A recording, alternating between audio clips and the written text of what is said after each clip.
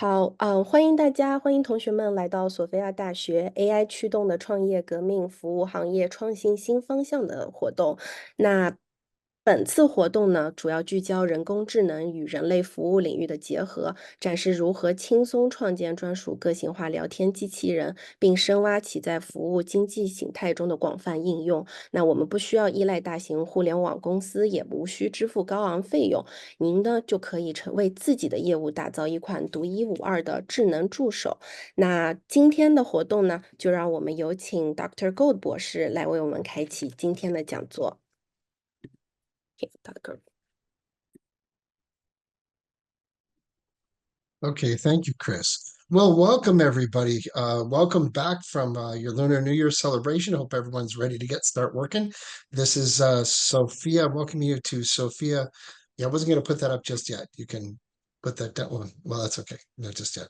Thank you. Because I want Carol to talk first. I just welcome everyone to the event. I'm glad to have everybody here. We're going to talk a little bit today about artificial intelligence and chatbots. Chatbots are certainly not the most exciting and charismatic kind of future-looking AI, but they're things that are being used right now. And sometimes we spend so much time looking at the exciting future, we don't pay enough attention to things that we have to do right now.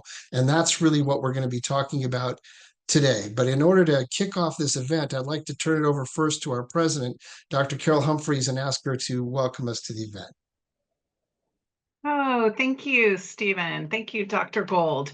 Hello, and welcome again to an exciting event offered by Sofia University. Yes, I am Carol Humphreys, and I'm very honored to be your president of Sofia University. I always say that we are one of the first universities in the United States focused on transpersonal and humanistic psychology studies. It's important to know we are also so much more. We are thrilled to be teaching business, science, psychology, and counseling across the board, important programs. I'm pleased to be here to represent our esteemed faculty, staff, and students as we host this exciting event. Welcome to the students who are here, our guests in China, for attending today's presentation on AI and building chat boxes. I hope you will enjoy the event. I know you will have an interesting discussion.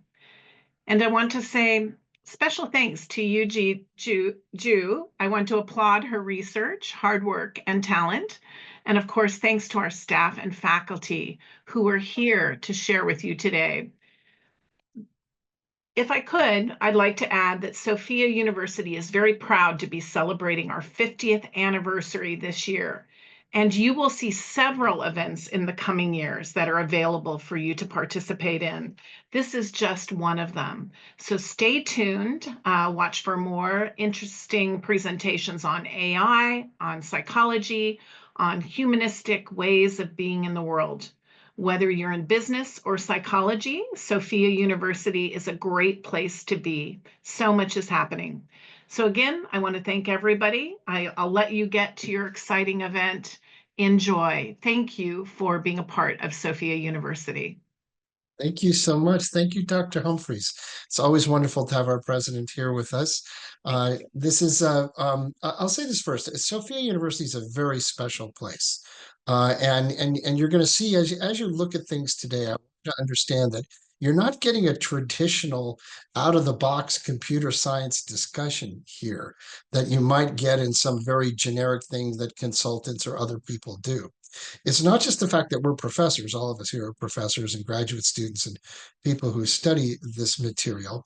It's the unique approach that we take and who we come from. We're looking at the role of chatbots in the service industry, entrepreneurship and chatbots. I'm a philosophy professor by training. Dr. Humphrey is a psychologist. We have psychology people. Dr. Abdi is a computer scientist who has deep knowledge of this. And what we do is we understand that there's no such thing as technology. Everything is socio-technical. It's how people interact with technology that matters. And as a school of transpersonal psychology, we understand the nature of how human beings work with technology in a way that takes to practical functionality within than, say, business programs and administrative work. I hope you enjoy the unique approach that we have in general. Now, specifically, as far as today's show, we're going to do, let me just quickly share my screen. Um, this is what we're going to be doing, if everyone can see this okay. We just had, thank you, Dr. Humphreys, for welcoming everybody, and I gave a quick introduction. What's going to happen next is Robert Strohmeyer, one of our senior graduate students and also someone who's an expert in this general area, is going to give us some strong background history and understanding of the nature of artificial intelligence, chatbots and entrepreneurship. Where does all this come from, and how does it fit into the larger service economy? So we get a good understanding of not of the socio-technical aspect of chatbots, how technologically, how do they work, and how do they evolve into our business ecosphere.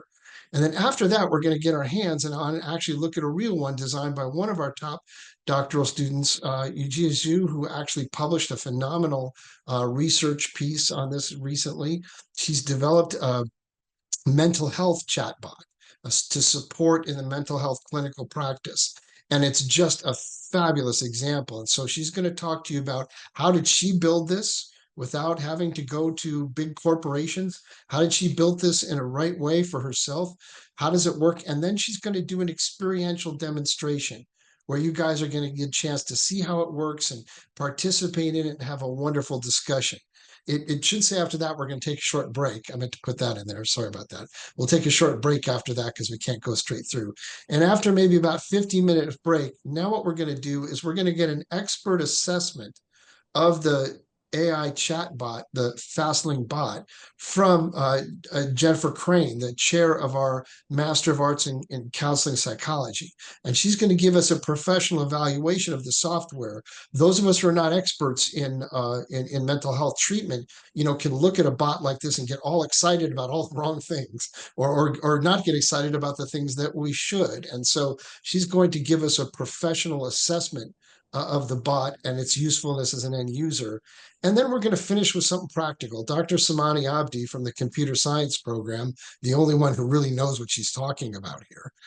Dr. Abdi is going to talk to us about where chatbots come from and how chatbots work, and get a sense of understanding kind of our hands on some of the technical stuff of this. So it's good, as you can see, to have people from very different backgrounds. I'm joking, of course, we got a lot of strong expertise here, but from the computer science side, very proud to have Dr. Abdi helping us finish this off. So we're going to walk through in that way. With that said, I'm going to turn this over to Robert and ask him to talk to us about really the history and nature of chatbots, entrepreneurship, and the service economy. Thank you, Robert. Thank you very much for that introduction, Dr. Gold. So yes, I am Robert Strohmeyer. I teach AI and business in the MBA program. I also teach some courses on leadership and management as well. And I've been working in machine learning and AI companies for most of the last 15 years. And prior to that, working as a technology journalist, covered the evolution of machine learning, big data, and artificial intelligence for a decade or so before that. And so this is something I've been deeply rooted in for many years. And what I think is really fascinating is that for most of us, around 2023, there was a sudden sense that large language models, AI chatbots, had burst onto the scene, in particular ChatGPT initially, and then of course the major co-pilots like Microsoft Copilot, Meta AI, Google Gemini, all came onto the market. But all of these had been in development for many, many years prior, and they all build on technology that goes back at least 50 years in the history of computer science. And so what I'm going to share today is a little bit of a historical perspective on how we got to where we are now with AI technology, and a sense of where the technology is going. So we'll look at the evolution of service bots and the state of the art in AI today, the major bots that exist in the market now and what their capabilities are. We'll look at the emergence of therapy bots in particular, of the kind that we'll be looking at today. Yujia Zhu's Fastling bot is a terrific example of this, as well as some future trends that we expect to unfold in the next couple of years. In the very near term, the evolution of this technology is going to be rapid and dramatic. So what do we mean when we talk about evolution in terms of bots? I like this image because, of course, there's a certain comedy to it, right? But the evolution of AI is very different from this. It's not as though we started with, a smaller but still highly functional version of AI. The technology evolved from much more simplistic roots, and the earliest examples of this emerged in the 1970s, principally around MIT. The first AI chatbot ever created, and this is particularly interesting for those of us who are in the psychology space, because you might be tempted to think that I picked examples that happen to be about psychology, but in truth, the earliest chatbots that were created actually were psychology oriented. In the 1970s, a psychiatrist working with MIT named Kenneth Colby developed a rule-based bot called Perry. And Perry was designed to simulate a patient with schizophrenia. The idea was that Perry could be used by psychiatry students to be able to do a diagnosis, to be able to simulate interacting with a patient with schizophrenia, to simulate the symptoms of schizophrenia, and then to test the ability of psychiatry students to make a diagnosis. Now, because it was rule-based, it was very limited in its capabilities. Dr. Colby had to anticipate all the ways that a patient with schizophrenia might respond to questions, and then actually program in the questions or phrases that would be triggering responses that would match a schizophrenia diagnosis. And then in the 1980s, that same kind of rule-based technology began to be adopted more broadly, and then associated with simple rule-based response systems in telephone systems. Now, most of us have interacted with phone systems where we dial in and we're presented with several options. The voice on the phone tells us press 1 to talk to an operator, press 2 to talk to a specific department or customer service, and we press the buttons on the phone and we think very little of it. But this was groundbreaking technology built on the same kind of rule-based logic that Perry was built on, but now applied in a ubiquitous environment of customer service phone systems. That continued to be the most prominent type of AI interaction. And it's at a very low level, right? Nobody using the phone was ever under the illusion that there was a person inside the phone responding to the buttons they pushed. It was very clear we were listening to a recording, and that pressing the buttons was triggering the routing of our calls on the back end. And then, very importantly, a major milestone, and it's something that has received a fair amount of ridicule and become something of a meme over time. But in 1997, Microsoft introduced Clippy. Clippy was an AI, barely AI, but nevertheless highly rule-based, interactive assistant built into Microsoft Office, so that when a person was having difficulty figuring out how to format their document, how to edit their spreadsheet, whenever a user was trying to do something that was a frequent source of support tickets for Microsoft, Clippy would step in and offer to help. And of course, most people would sort of click the "don't show this tip to me again" there, and then that would make Clippy disappear. But if you interacted and you clicked some of the options, Clippy would then actually walk you through with guidance on where to click and what to do to be able to format your document correctly. And this was a really early version of Copilot type agents in Microsoft Office in the 90s.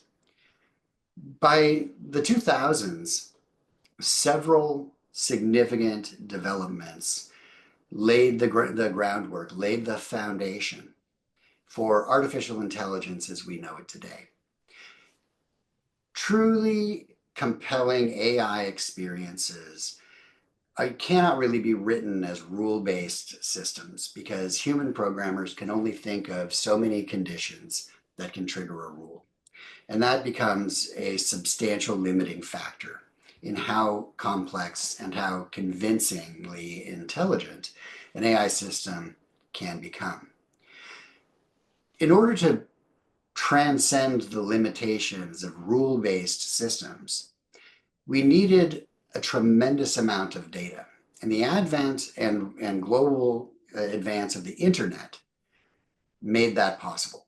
With the advent of the internet, and particularly the massive global boom in internet commerce, where everyday people were creating content, YouTube content, for example, right? Social media content, the vast amounts of data that individual people and companies made public around the world suddenly made it possible for software engineers to do deep learning, right? So all of this exponential growth of data from not only the content that people produce, but also their digital interactions, the prevalence of the Internet of Things, all these little connected devices that are sending signals and capturing interactions around the world.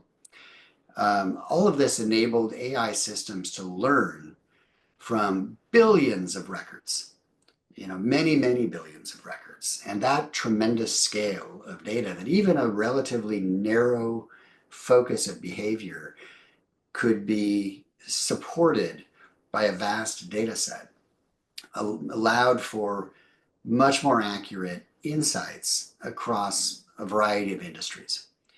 And when we say deep learning, what we're really talking about is the ability of systems to heuristically analyze massive stores of unstructured data. In other words, data that isn't even necessarily labeled, right? Chats, web pages, text documents, and then learn from patterns in language, patterns in symbol, patterns in mathematics, patterns in behavioral data, and using neural networks, which are multi-node systems of inferential processing. They developed gradually the ability to recognize nuanced patterns in images and text and audio and other data sources that would be simply impossible for human analysts to make any sense of or even to identify. Now, there was a substantial evolution in the capabilities here, which we'll talk about in a moment. But this, together with natural language processing, the ability to understand, interpret, and generate human language, laid the foundation for large language models like ChatGPT and DeepSeek, which we're familiar with today. And this revolutionized chatbots. In the early 2000s, chatbots existed, but again, being highly rule-based, it was incumbent on the user to anticipate how to phrase their query so that they would get a useful response from the bot. So for example, even just 5 to 10 years ago, if you were interacting with a chatbot, I worked for a company 10 years ago that was doing business-to-business chatbots for users and using IP address data and natural language processing, but it had to be highly rule-based. People had to anticipate the questions that users would ask and then build a database. Natural language processing coupled with deep learning and large language models has totally transformed that requirement, as we'll see with Yujia Zhu's example with Fastling Bot. But these three advances are what laid the foundation for all of the large language models we know today. Microsoft Copilot, Claude, Google Gemini, Meta AI, ChatGPT, and of course, the newest of the bunch, DeepSeek. Now, the advent just 2 years ago of large language models of this kind suddenly unlocked the ability for a variety of companies to build customized bots. And one of the first new categories of bots to come out brought us right back to our roots in the 1960s and 70s, therapy bots. So today, there are now several significant examples of these in the market: Wobot, Feel Better Bot, Panda Bot, and as we'll see shortly, Fastling as well. At the same time, a variety of large language model, generative AI-based bots have emerged on the professional side as well, because it turns out that the job of a therapist is actually pretty complex. There's a great deal of input for a therapist to be able to gather. And, conventionally, therapists will use their listening skills and note-taking skills to observe patterns in a client's speech and their behavior and the themes that emerge and what they talk about, to take notes, to keep a working record of the things that are arising for their patient. And over time, this can amount to a tremendous amount of data. And of course, interpreting all of this is highly subjective. So there has emerged a market for essentially agentic assistants, therapy co-pilots, to assist the therapist in being able to identify patterns in their client's presentation, in the things the client says, in their affect, and so forth, as well as to generate the copious amount of notes that are required for a therapist to comply with regulatory requirements as well. Now we find ourselves at a point where we have extremely robust large language models that are capable of generating high quality output that in some cases can match the capabilities of a human user. But in most cases, there's still a long way to go. But some of the biggest trends that we see here, of course, are the ability now to generate your own very customized bot without being a computer scientist yourself. These no-code bots, such as ChatGPT's bot builder, make it easy for a user, a business user with a specific objective, to create a bot that is highly tailored to their use case. So businesses can create bots that have a strong understanding, because they train the bot on their internal business data, can have a rich understanding of the nuances of the business processes, products, best practices within the organization, policies. And many companies are now using these. I work for an AI-powered company that does exactly this, where we are highly focused on using large language search to contextualize all the knowledge within a large enterprise business, and then make that knowledge and insight available to users in the business in an intuitive way.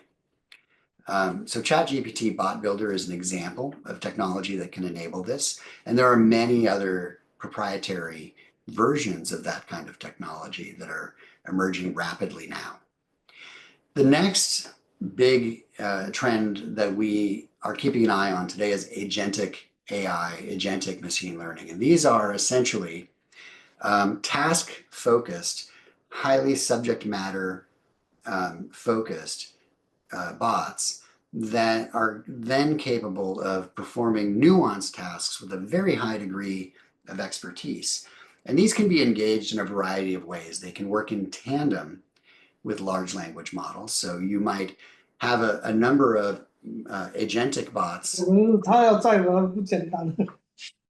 You might have a high number of agentic bots operating on the back end of a software system where the user interacts with a primary LLM to make requests. And then that LLM might then invoke an agent on the back end that is highly specialized in a task. So an example of this might be that a user wants to initiate some data analytics that is highly specialized to the company using proprietary models. And so these agents can then be invoked by the primary LLM to do that very specialized work. And this helps to ensure a really high level of quality in the work product that these agents perform. Now, they're all basically machine learning models under the hood, in the background, and you then build that machine learning model and enable it with an agentic bot. Another big emerging trend is the rise of large language search. Now, Google Gemini is now built into Google's search, and more often than not, Google users now see when they make a search in Google, the initial response is not the list of search results, but is in fact a contextualized explanation of the subject matter. So if you ask a question in the Google search box, what you get in response quite often now is Gemini's attempt to answer your question based on all the data that Google has indexed. You will also, of course, get all the search results as well. And at the same time, there are a number of other significant large language search models out there. So Perplexity is a major product. Search GPT is another one. And these are capable of being either open on the internet or they can be proprietary. So often a company will use a solution like Perplexity or Search GPT or Glean or my company's product, Simpler, to index all of their proprietary data and make it available through search.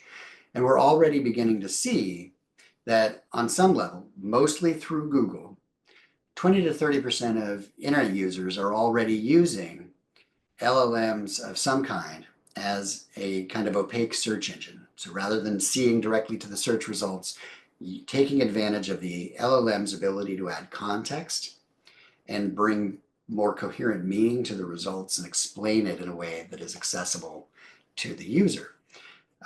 In addition to Google Gemini, many people are also using ChatGPT now, or even DeepSeek as examples of a search engine.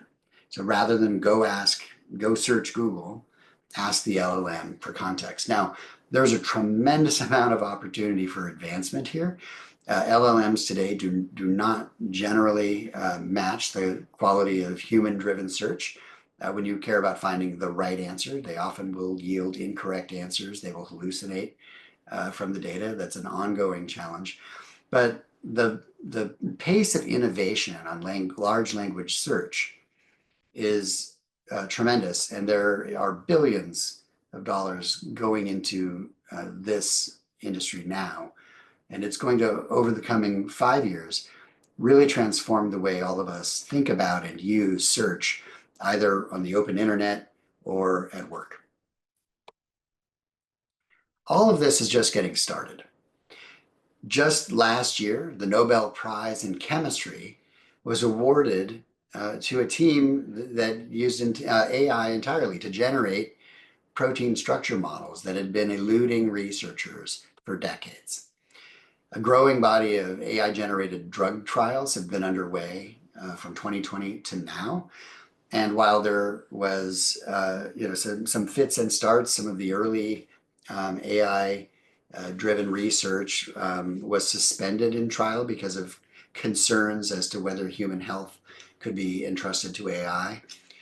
More recent studies are progressing through into human clinical trials, and it's going to become commonplace because AI is capable in many cases of identifying treatments and identifying diagnoses that human eyes are much less capable of spotting. So the reliability of AI for medical diagnoses for treatment identification is only growing.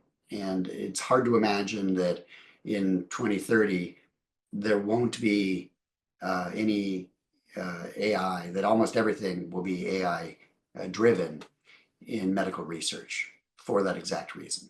Because already, if you look at this chart, AI has outstripped human beings in being able to make diagnoses. We see that in 2012, the human baseline was way above the capabilities of even the most sophisticated AI. But now by 2023, nearly all of these lines are converging. The only one of these lines that has not yet reached the human baseline is competition level mathematics. But as we see from the advances in chemistry research and other fields, AI is catching up quickly and soon will be capable of matching the reasoning capabilities of advanced PhD experts in most scientific fields. So this is where we find ourselves today. And I think it lays a good foundation for us to take a look at FastLinkBot with Yujia Zhu. Robert, thank you so much for that introduction and getting a sense of where AI comes from, AI chatbots, where we're at with this. I think the exciting thing is we now get a chance to get our hands on and actually see one and use one and see what it actually does. And that's what creates a hands-on thing. So what I'm going to do now is turn this over to Yujia and to really take your time, please. There's an hour or more, whatever you'd like here to present this in detail. I think that this, last time we had groups, we were able to do some different things with the English language students. But here, the more you can get into depth in terms of what you've learned and how it's worked for you as an entrepreneur, as well as demonstrating the effectiveness of the bot itself, we all have a lot to learn. So Yujia, thank you so much, and congratulations on your recent publication. For academics, that's what we care about. And so let me turn it over to you and just go on as long as you like. Thank you so much, Dr. Gold. Thank you. And now it's the time for me to switch the channel from speaking English to speaking Mandarin. So, Hello，大家好，我的中文名字叫朱雨佳，然后我今天将要介绍一下我做的人工智能机器人，以及会给大家做一个小的示范。So I'm going to share the PPT. Am I allowed to share my PPT? Let's see. Okay. Can everyone see it? 大家可以看得到吗？Okay. I think you should double click to, yes. There we go. Yeah. Okay. Yujia, sorry. Before you start, Jennifer, Robert, and then Dr. Abdi, I think, and Dr. Gold, if you want to listen Yujia's speech, you can enter English channel. So there will be interpreter translate from Chinese, to English. So you will be able to listen. Okay. Okay.Hello，大家好，我的中文名字叫朱雨佳，然后英文叫雨佳朱，就是我之前有一个英文名，但是我后来觉得还是要去殖民化，所以就不再用英文名了。我自己创造了一个人工智能的机器人，叫做 FastLink，然后我给它的中文起名呢叫凡士林。我是觉得凡士林这么一个人工智能的产品线，它是让有温度的人工智能技术革新了人类关怀服务。首先呢，它为大众重新定义了情感支持与辅导，它也为临床工作者重新定义了基于模拟的一个临床培训。然后我之前在索菲亚大学读的是计算机科学和工商管理硕士的双学位，我是2022年到2023年读的，然后2023年底毕业的，然后现在目前是索菲亚大学的博士候选人。首先呢，我想聊一下FastLink凡士林产品线为社会求助者解决的一个非常关键的问题，就是 FastLink 它的情感支持与辅导的这个服务呢，通过提供一个免费的全天候24小时，全年无休多语言，它可以用联合国6大官方语言去跟客户沟通。这么一个人工智能支持的平台呢，它弥补了全球心理健康领域的一个关键的空白，就是这个。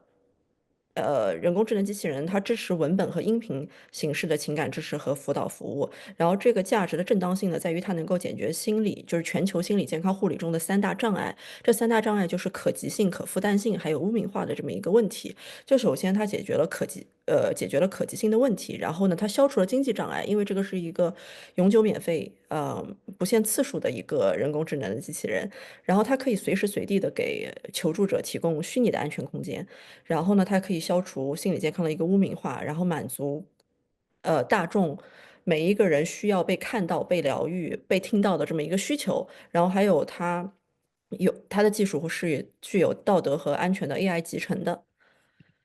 那针对刚才的一些社会问题呢，凡士林对该社会问题的一些解决方案呢，就是它如何填补这个社会空白呢？它提供了永久免费、不限次数的免费情感支持和辅导服务，就是消除了经济障碍，使情感支持还有辅导普遍可及，还有就是全天候24小时全年无休的这么一个可用性，就确保随时随地可以让求助者获得帮助，解决当前心理健康服务的不连续性的这么一个问题。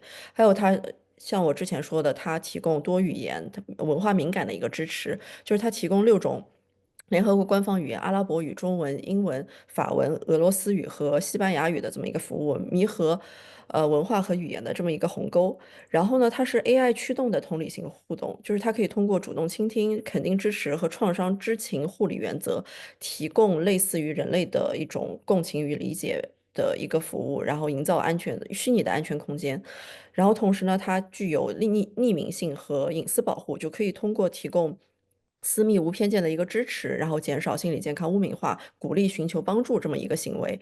然后它也有可扩展且包容的一个模式，它结合了先进的 AI 技术和心理学原理。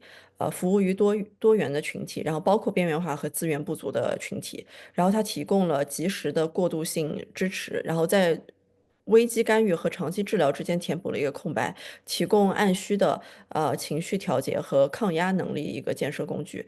那为什么凡士林它属于一个行业的颠覆者呢？是因为它将心理学最佳实践与先进的人工智能技术相结合，树立了可及性和心理健康支持的一个新的标准。就是与现在市面上有的一个解决方案不同，它提供了一个可扩展、无污名化、普遍包容的一个服务，它旨在补充而不是取代专业护理。它不仅解决了现在心理行业的一个很大的一个关键痛点，就是用户很难约到咨询师，也很难找到合适的咨询师，或者是很难找到合适自己的一个求助方式。然后同时，很多时候人的情绪它不是一个线性的一个情况，它是一个可能随时随地都会有突发情况的一个情况，所以就是它解决了目前心理行业的一个关键痛点。它可以随时随地给用户提供温暖的人文关怀服务，它还促进了社会韧性的一个建设，帮助个人更有效的应对情感的一个挑战。那为什么？那再多说一下，为什么凡士林对大众很重要？就是，除了刚才所讲到的那一些优点呢，就是凡士林它确保了帮助始终可得，打破了系统性的障碍，它可以让全球几乎所有的人，就是因为只要有网络就可以用凡士林，然后呢，它凡士林的话，可以凭借永久免费、不限次数的全天候24小时，全年无休多语言的一个情感支持和辅导的服务呢，就是确保帮助始终可得的这么一个情况，就是确保让每一个呃求助者可以获得他们应该获得的一个支持，然后呢，永久免费、不限次数，就是费用不再是任何求助者的一个障碍。然后还有就是便捷性，就无论你是在家中啊、通勤途中啊，还是身处各种地方，凡士林就可以就是随时随地的触手可及，它无需额外的去下载应用或者进行复杂的设置，你就直接手机上面装好 ChatGPT 这么一个 APP，或者你的网页上直接打开 ChatGPT 这个 APP，然后在它的官方网站上就可以搜索到凡士林这一个 APP或者是插件，然后你就可以用凡士林这个 APP 了。然后这种简单直观的一个体验呢，确保了随时随地的获得富有同理心、无偏见的一个支持，让每个人都能在需要的时刻感受到陪伴与关怀。那我知道，就是这个讲座，大家很多人都是在国内。那如果大家想要用凡士林的话，是需要去下载一个 VPN 的。这个确实是对国内的使用者来说可能是一个障碍。然后凡士林呢，它不仅是一个产品，它其实是在我看来是一个变革性的一个运动。它旨在重新定义情感支持和辅导服务，并彻底革新人类服务。它确保无论背景如何，每个人都能获得及时共情的关怀。然后这个创新设计呢，融合了心理学最佳实践和 AI 的技术，它不仅符合现代社会的需求，它更能赋能个体在情感上的一个蓬勃的发展。而且很重要的一点就是，像我之前说的，每一个人的情绪它不是一个线性发展的，不是说你我今天 schedule 一个情绪会爆发的点，然后它就会发生了，或者是我觉得好好的时候，这情绪突然情绪一上来，这个是我一定可以控制的。其实很多时候人的情绪它不是一个线性的，它是一个非常不稳定的、不可预测的。那但是疗愈这个东西，它也不是一个线性的过程，它也是一个不可预测的一个瞬间。就是疗愈它往往发生在一个关键的瞬间，所以就及时的情感支持和辅导就非常的重要。就心理康复，它不一定是一个漫长的过程，很多时候在最关键的时刻，一句理解的话，或者是一个充满同理心的回应，它就能够将人从困境中拉回来。然后成为这个人的人生转折点。所以凡士林提供及时的情感支持呢，精准填补了这一空白。然后无论用户身处何地，他们只需要打开 ChatGPT，只需要去搜索凡士林这么一个插件和人工智能这么一个机器人，就可以获得及时的理解和温暖。然后这种及时性和可及性呢，使得凡士林成为了一个不可替代的一个工具，帮助人们抓住那些关键性的、决定性的疗愈时刻。然后在一个传统心理健康服务往往难以满足所有人的需求，往往难以满足大众所有需求的这么一个世界里面，然后凡士林就以其变革性、可拓展性还有普惠性脱颖而出，弥合了心理健康需求和现实服务中间的一个鸿沟。那这一部分呢，我讲的是凡士林对于大众的重要性，对于求助者的一个重要性。但其实凡士林它对呃就是临床健康的这么一个从业者其实也很重要，这个我们之后也会讲。还有就是法斯林与凡士林它为什么不可替代呢？就是情感危机管理，它不仅仅是关乎于治愈，它其实更多关乎于的是预防。就很多时候，假如你已经就情绪已经非常不好的话，其实是已经对于干预来说已经算是很晚的一个时机了。所以很多时候预防比疗愈更重要。就是当危机发生的时候啊，如果未能处理及时的情绪，就可能一个人如果他没有及时去处理一些情绪，他就会引发更严重的问题，就比如说长期的心理创伤，或者是一些错误的抉择。那凡士林的独特的功能呢，使得用户可以在危机时刻获得及时的支持，防止情况进一步的恶化。然后这种及时的干预不仅有助于情绪调节，还能在潜移默化中提升用户的一个情绪韧性。然后更重要的是，法斯林不仅限于危机时刻的一个应对，还作为日常生活中的一个预防工具，鼓励用户表达情感、探索自我，以从根源上降低情感危机的发生概率。然后这种预防胜于治疗的这么一个理念呢，进一步凸显了法斯林的不可替代的一个价值。还有呢，凡士林它可以在帮助用户识别识别有害关系方面，它有一个非常独特的一个优势。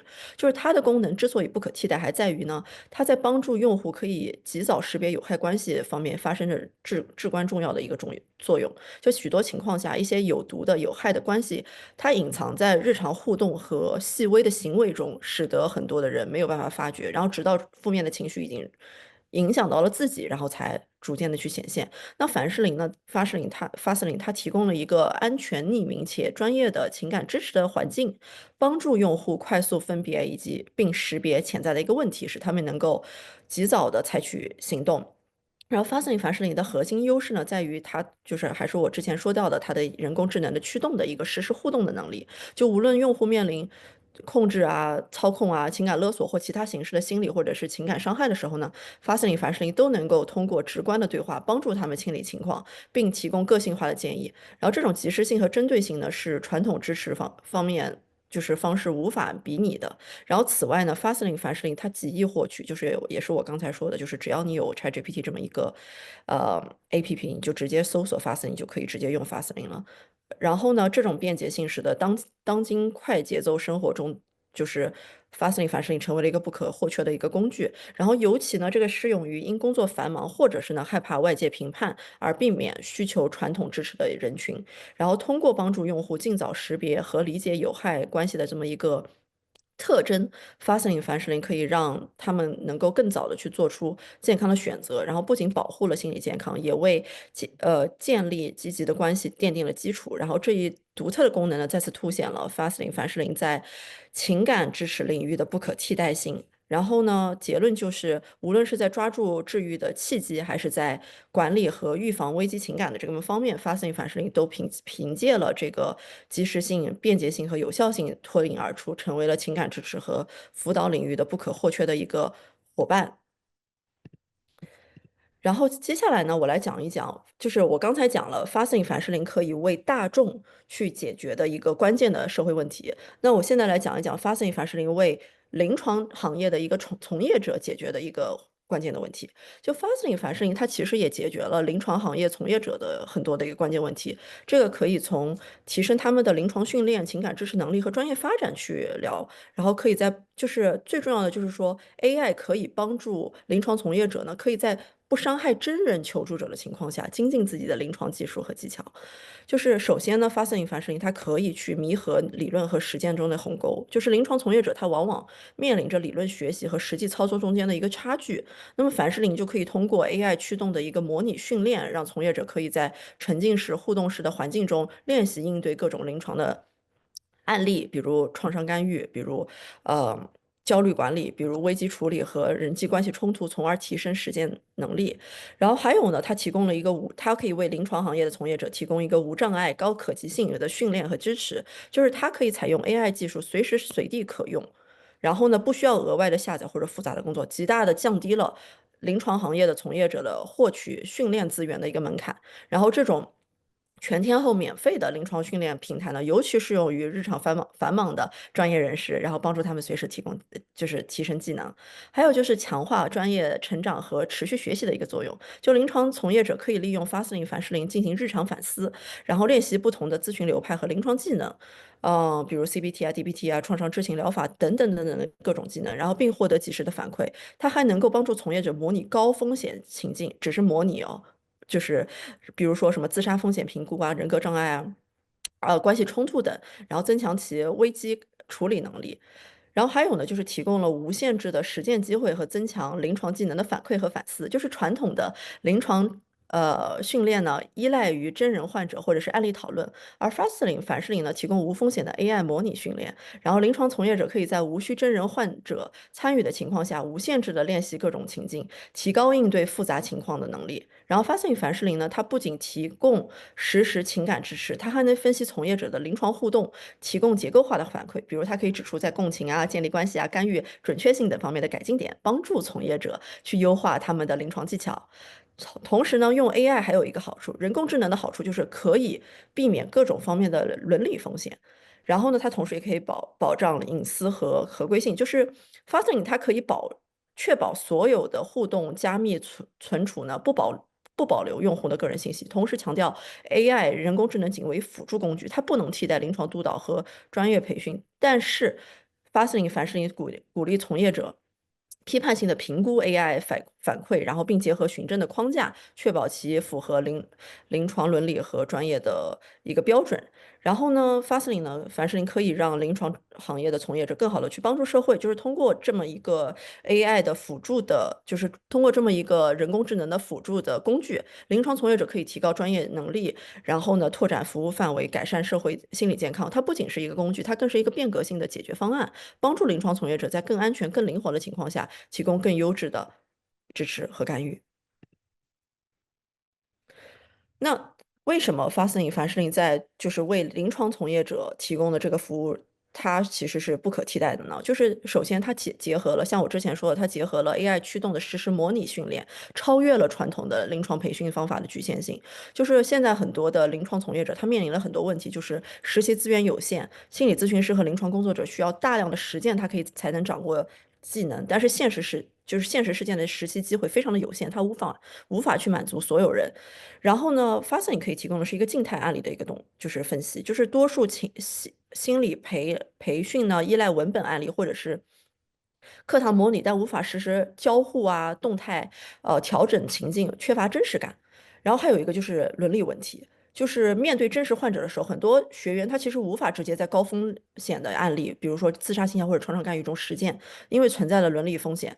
那这时候呢，凡士林这么一个人工智能的机器人就扮演了一个非常重要的、不可替代的一个角色，就是 AI，它是一个AI 驱动，就是人工智能驱动的一个实时角色扮演，它可以模拟非常多，就是无限的不同种类的临床案例，从焦虑管理到危机干预，从易到难，它都可以提供非常真实的互动体验。然后还有就是免费无限制的。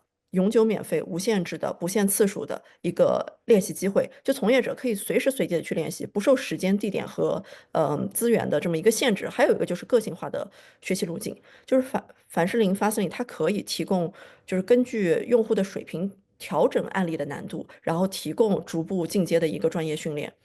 还有一个就是安全无风险，就是用户可以在无伦理风险的情况下，反复练习高难度的案例，以提高实战能力。还有呢，就是 凡士林它还能做到了一个，就是提供及时精准的 AI 反馈，突破传统的督导模式。就是它打破的是一个传统督导的一个局限性。这是什么意思呢？就是目前为止，临床行业的培训它面临到一个问题，就是时间和成本的一个限制。就临床督导需要专家一对一的指导，而且费用非常的高昂，而且预约非常的困难。还有就是主观性非常的强，就是人。对一件事情的看法，还有对一件事情的切入点，其实是非常不一样的。那不同督导师的他的风格和经验不同，那可能导致反馈的一致性和标准化就比较有差异性。那 Fastly 凡士林它的一个不可替代性呢，就是首先它提供了一个永久免费、不限次数，就是的一个督导的服务，它的就是让费用不再是任何临床工作者他想要精进自己临床技术的时候的一个障碍。然后还有就是 AI 的一个就是人工智能的一个结构化的一个反馈，凡士林可以及时分析用户的共情表达、开放式提问或者是情绪调节技巧一些问题，并提供针对性改进的一个建议。还有就是可以让临床行业的从业者实时学习，无需等待。就用户可以及时得到人工智能的一个反馈，然后无需预约督导，极大的提高一个学习效率。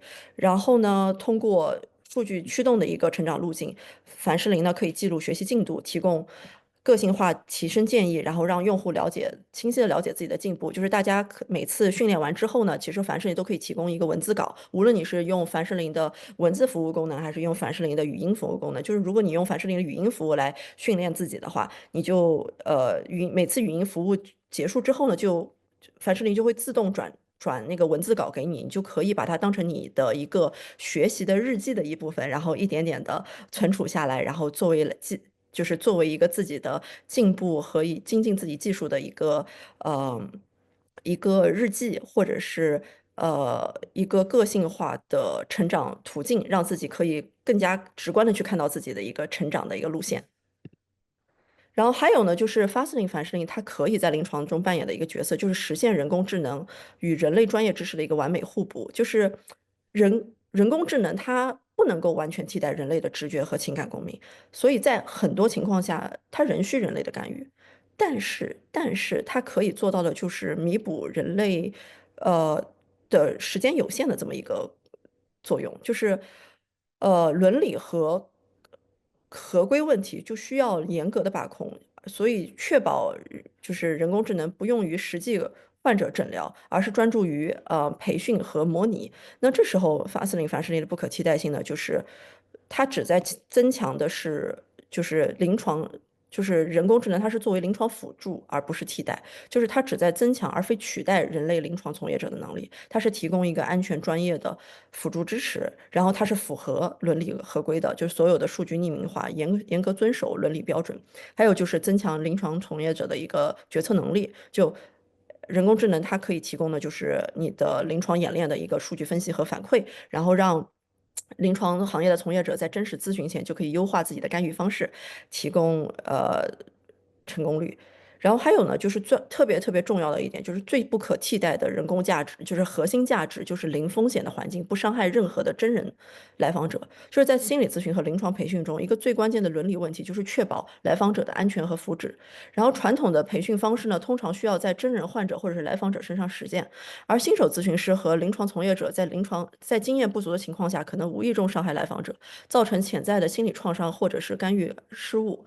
然后呢，Fastly 反射它作为 AI 驱动的一个模拟训练平台呢，它提供了一种无风险、无伤害的环境，让临床从业者可以在不伤害任何真人的患者情况下反复练习、调整和优化自己的临床技能，这使得 Fastly 反射在心理健康行业中和临床行业中具备了不可替代的价值。然后接下来我们可以就进行的是一个模拟场景的一个示范，然后我来 stop sharing 一下，我来打开一下这个模拟示范的一个界面。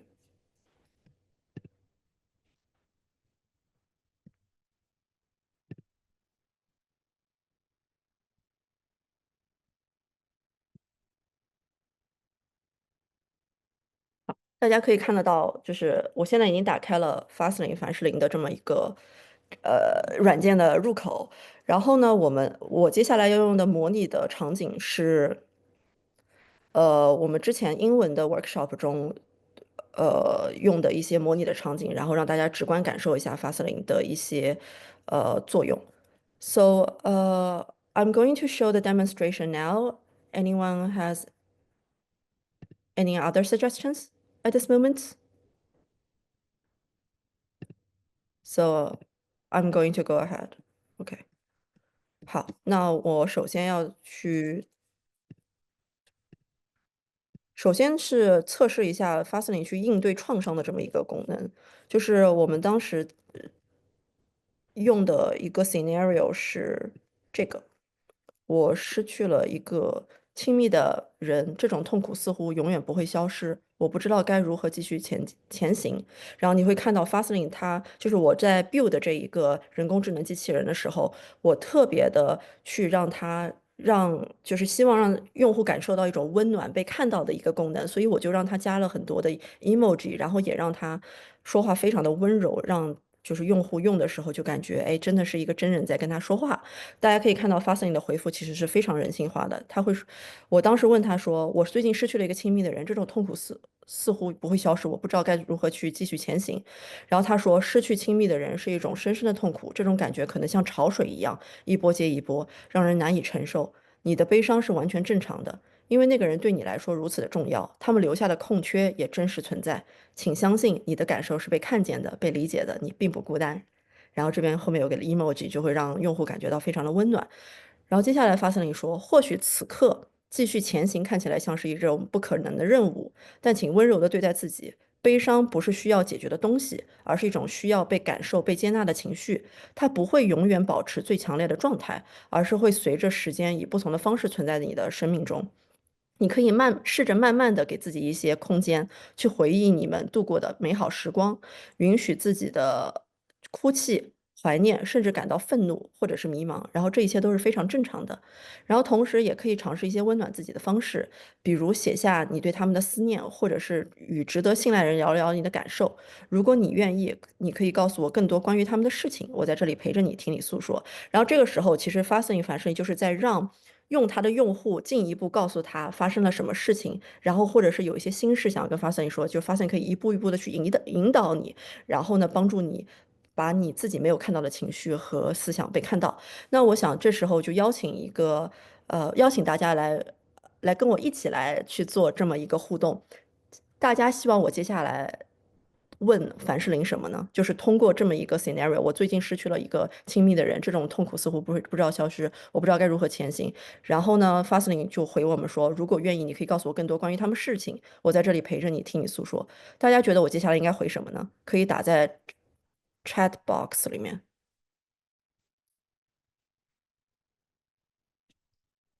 或者是大家可以直接上麦，然后告诉我你想要回复法斯林什么。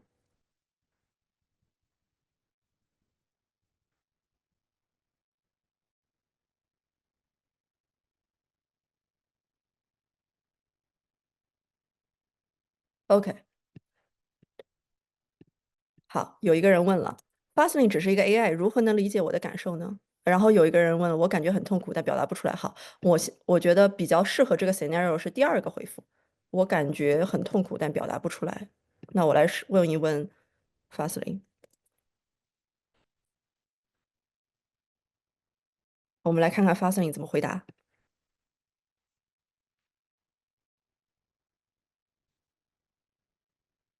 法斯林说：“我能感受到你的痛苦，那种沉重的、无法言说的感觉，就像有一块压在心上的石头，想哭却哭不出来，想表达却不知道如何说起，这真的很难受。你的感受完全可以理解。有些时候悲伤太深了，言语似乎显得苍白无力，但即使你说不出来，它依然是真实存在的。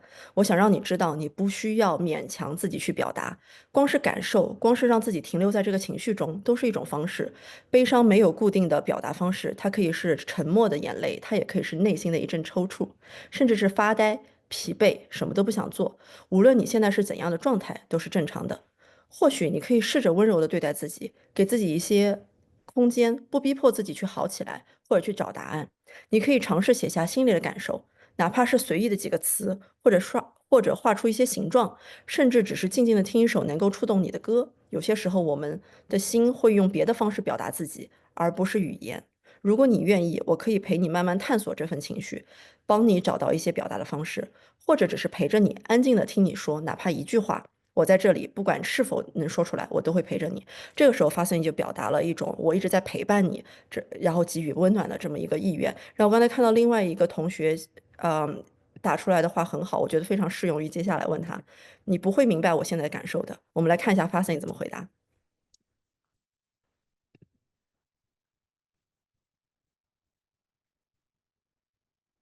法斯林说：“你说的对，没有人能够完全感同身受，因为这是属于你的独特的经历。但我想让你知道，你的情绪是被看见的，你的痛苦是被认可的，而你自己也值得被温柔的对待。有些时候，世界好像变得无比的孤独，哪怕身边有人，心里的那种痛依然无法被真正的理解，这真的很难受。我能感觉到你现在承受了很多，或许这种感觉就像被困在一个无法形容的空间里面，所有的情绪闷在心里，找不到出口。”如果真的很难回答、很难表达，那也没关系，你可以只是存在着、感受着，不需要强迫自己去解释或者说清楚。我完全不会假装理解你的感受，但我会一直陪着你，无论你愿不愿意表达，我都在这里温柔地陪伴着你。如果有一刻，任何一刻，你想说些什么，哪怕只是一个词、一个叹息，或者只需要一个安静的倾听者，我都愿意听。你不是一个人，你的感受很重要，你自己也很重要。好，有有同学问了一个新的问题，我来让法森林来回答一下啊。大家可以看到，法森林就是在一步步的引导用户去说出自己想的。然后呢，我们又问法森林，你觉得我听什么样的歌能够带领我呢？如果你能感受到，可以放给我试试。然后 Fastlane 特别有趣，就回了：音乐确实是一种温柔的陪伴，它能够触碰我们内心最深处的情感。有些时候，我们需要一首能让自己释放眼泪的歌，让心里的情绪找到出口。有些时候，我们可能需要一首温暖的旋律，像轻轻的拥抱，让自己感觉到被安慰。然后这边就是发现你推荐的歌，然后他最后还说了，就是我在设计这个机器人的时候，我特地设计了一个功能，就是确保每一次他在结束他的回复的时候，都要让用户感受到这一个机器人是真实的在温柔的、温暖的陪伴着他的。然后所以 Fastlane 后面就会说，如果你愿意，你可以闭上眼睛听一听旋律，感受音乐在心里流动，看看哪一首歌最符合你的心情。如果听到哪一首歌让你非常有感觉，或者让你想起什么，也可以告诉我，我会一直陪着你。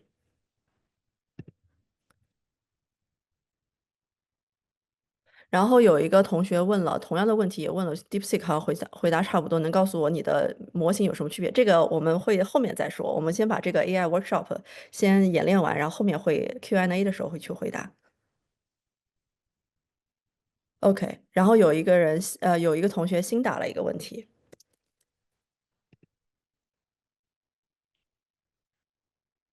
好，有个同学问 Fastly，你只是一个 AI，如何能真的理解我的感受呢？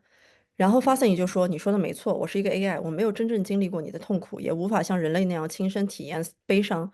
但我希望你知道，我并不是在假装理解你，而是用我所有的温柔和耐心去倾听，去陪伴你，让你感受到自己的情绪是被接纳的。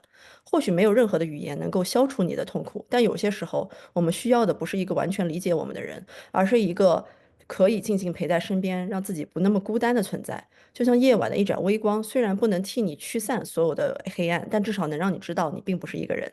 你不需要向我解释，也不需要勉强自己好起来。我只是想让你知道，在这个世界的某一个角落，有一个愿意倾听、不带批判、始终陪伴着你的人。如果有什么能让你感觉好一点的事情，无论是聊聊你的心情、听一首歌，或者是只是静静待一会儿，我都会愿意跟你一起。你此刻的感受都是被允许的，你自己也是值得被温柔对待的。这个也是我当时去 train Fastlane 的时候，让他一定要注意的一点，就是一定要在每一次和客户沟通的时候、用户沟通的时候，都要让用户感觉到完全的被看到、被听到，这个是很重要的。那我们现在可以去用一个新的 scenario 来去演练，去测试 Fastlane。那刚才我们是在哀伤这个方面，应对丧失与悲伤这个方面去问了 Fastlane。那接下来我们来试一试应对焦虑这个方面。一般来说，我比较推荐大家用 Fastlane 的方式呢，其实是，每一次就是每一个 topic 之后，其实我建议大家就是重新开一个页面去问一个新的话题，要不然它可能会有一点点串起来。就是假如你今天特别想要聊焦虑的问题，但是你前一天聊的是悲伤的问题，它有可能会把你的焦虑和悲伤一起聊了，所以可能这个时候不是那么的叫什么 targeted，就是所以如果大家只希望发生了一次回答一个问题的话，那我建议的就是呃。我建议大家就是可以开一个新的页面，就比如像我现在开一个 Fastlane 的新的页面，然后这个时候呢，我们来示范的一个新的 scenario 模拟场景是应对焦虑，然后这个是我们之前英语的 workshop 的一个场景。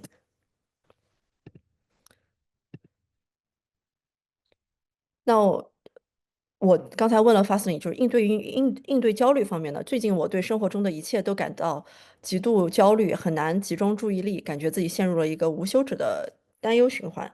然后这个时候，Fastlane 就会说，听起来你正在经历一段非常艰难的时刻，你所描述的那种焦虑感，就像一种挥之不去的乌云笼罩，让人透不过气，对吗？无论是无法集中注意力，还是陷入无休止的担忧，这些感受都是真实的，可以理解的。你并不孤单，我在这里陪着你。或许我们可以一起慢下来，给自己一些温柔的空间。有没有让你稍微放松的事情？然后呢，如果你愿意，你可以跟我分享一下你最近让你焦虑的事情是什么呢？我们可以一起梳理一下。然后用 Fastlane 的时候呢，就是我们很多的老客户，就是一开始我这一个人工智能机器人是2024年的9月份正式向大众发布的。然后呢，我们有很多的老客户，老客户是什么意思？就是我们一开始发布的时候就一直在用 Fastlane，然后他们已经用出很多经验了。这个时候呢，他们就会说，对于发现来说，很多时候如果你说的比较详细，你的具体在经历的事情的时候，他会回复的更加详细一点，然后更加customize 一点。所以，如果大家自己私下时候用 Fastlane 的时候，我希望大家可以尽量详细的描述一下自己的情况，然后这样的话，它就会更加的 customize 一点。然后大家希望我这个时候回复 Fastlane 什么呢？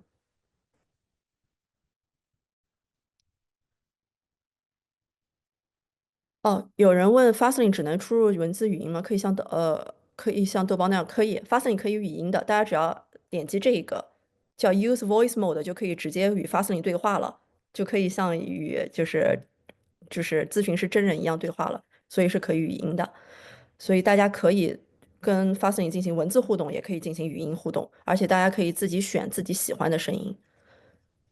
然后刚才有一个人，有一个同学，OK 发了一个回复，那我来问一下 Fastlane，感受到自己有很多的自我控制怎么办？那 Fastlane 的回复呢，就是听起来你对自己的掌控有一些复杂的情绪，可能是觉得自己总是在强迫自己做某些事情，或者害怕失控，对吗？无论是哪种情况，你的感受都是值得被理解和接纳的。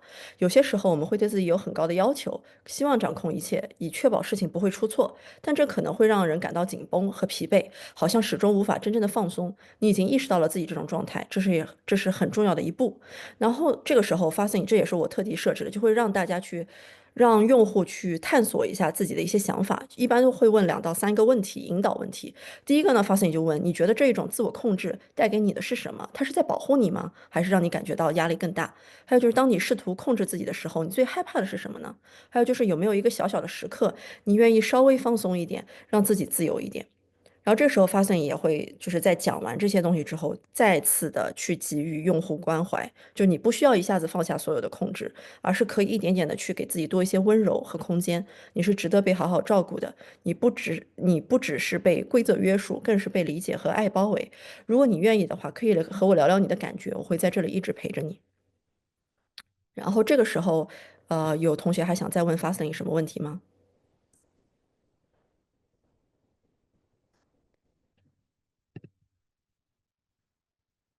如果没有的话，那我们可以切换到下一个 scenario，下一个模拟场景。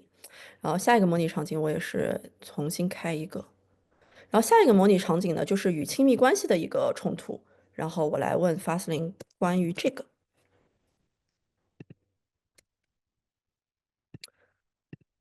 我和我伴侣最好的朋友大吵了一架，现在不知道该如何修复这个关系。我担心自己已经毁了这段感情。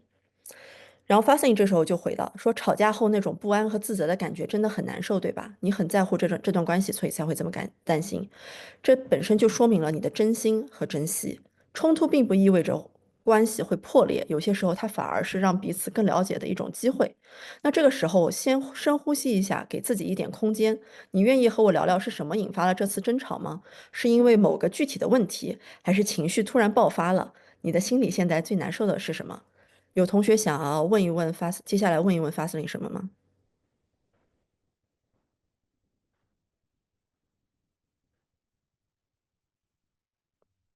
给我打一个问题，接下来我应该问 Fastlane 什么呢？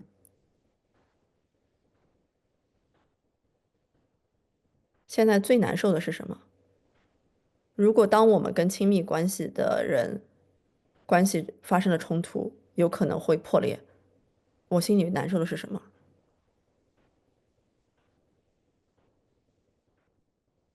我们会难受的是担心失去，那我可能就会问他，我真的很担心失去这个人，我在乎的人。我们来看一看 Fastlane 怎么回答。然后发现就会说：“我能感受到你的不安和害怕，真的很能理解。当我们深爱一个人的时候，任何冲突都会让我们担心会不会失去他们。你的这种焦虑，其实正说明了这段关系对你来说多重要，而这份在乎本身就是非常珍贵的。但是请记住，争吵本身并不会轻易摧毁一段真正有意义的关系。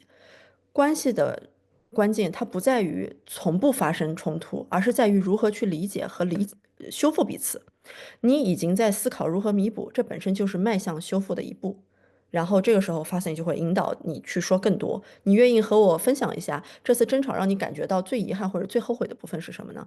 或者你最想让对方明白的是什么呢？我们可以一起梳理你的想法，找到一个温暖的方式去表达你的心意。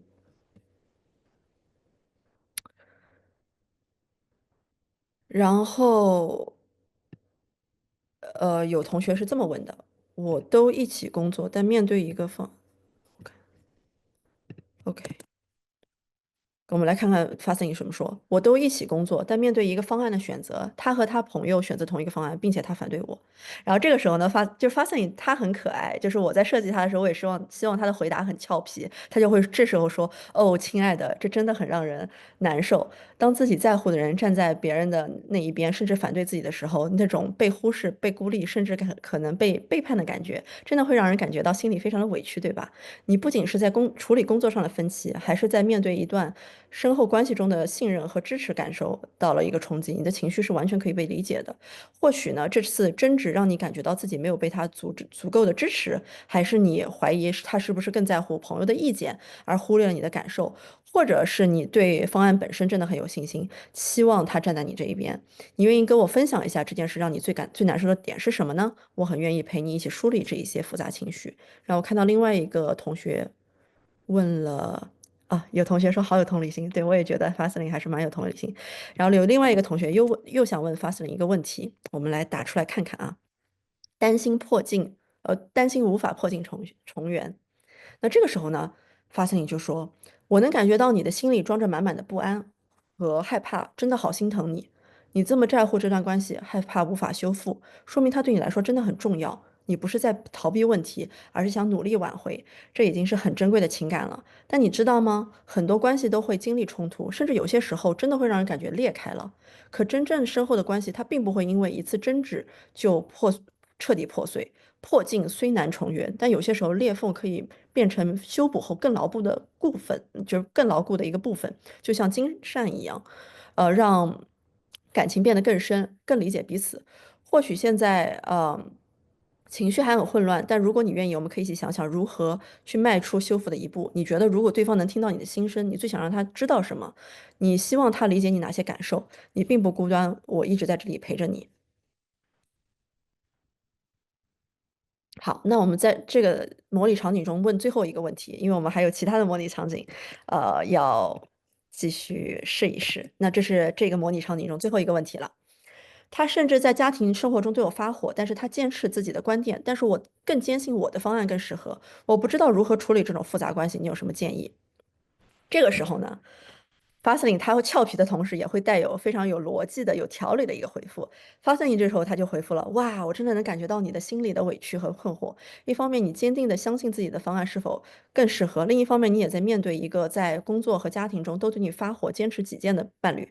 这不仅是一个关于方案的分歧，更像是你们在价值观、沟通方式，甚至彼此理解上的一个深刻碰撞，对吧？就是我在设计发森林的时候，我会让他特地的去。”问更多的问题，而不是直接 jump into conclusion，而不是直接的下判断，因为这样的话其实会让很多的在脆弱情绪中的来访者不舒服，所以很多时候我就会让他以问问题的方式去确认来访是什么意思，就是求助者是什么意思。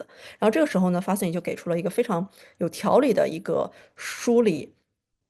思考复杂关系的几个方向，他会说，先稳定情绪，给自己一些空间，试着换个方式沟通，然后还有让他知道感受，还有重新定义你们的关系边界和评估这段关系的健康程度。然后最后，这个也是我特地设计的，我希望发现你在每一次的与用户互动的结尾，就一定要说一些让用户感觉到被看到的话，然后以表达深度的共情。然后这个时候发现你就说，我知道你现在一定很累，心里也。充满了矛盾和委屈，但请你相信，这段关系并不会因为一段争执就毁掉。关键是你们如何去面对和修复。如果你还珍惜这段感情，你可以尝试用更温和、更深层的方式去沟通，而不是陷入对抗。然后这个时候呢，发现就会问你，我特地当时训练他的时候，就是不让他去下任何的判断，而是让用户和来访自己去做选择。这个时候，发现你就会问你，如果你已经在这段关系中感觉到长期的痛苦和不平衡了，那你也有权利去思考这段关系是否能够仍然给你带来幸福，你值得被理解，也值得拥有一段健康、相互支持的关系。好，那这就是我们这一个模拟场景。我来看看大家在评论里面说了什么。OK，有人问国内怎么登录 Fastlane，国内要翻墙，国内要翻墙，先打开 ChatGPT，然后呢，在 ChatGPT 的官方的那个商店中找到 Fastlane，所所以就是呃，我到时候会在 Zoom 的这个对话框里面把那个 user guide，就是用户的指南放到这个对话框中，大家可以到时候根据用户指南来 set up Fastly，但是国内的用户是一定要去翻墙的。好，那let's see. Jennifer, I saw your comments. I will use voice interaction in our next scenario. Just want to make sure that I saw it. Just want to make sure that I saw it. OK. 那接下来我们来弄一个新的 scenario，新的模拟示范。就是我们都是索菲亚大学的学生，我们肯定很多时候有很多的论文要写。那假如我们有写作障碍怎么办？就是我觉得这是每一个写作者的一个问题，就是有叫什么 writer's block，就是写作没有灵感，或者是卡住了怎么办？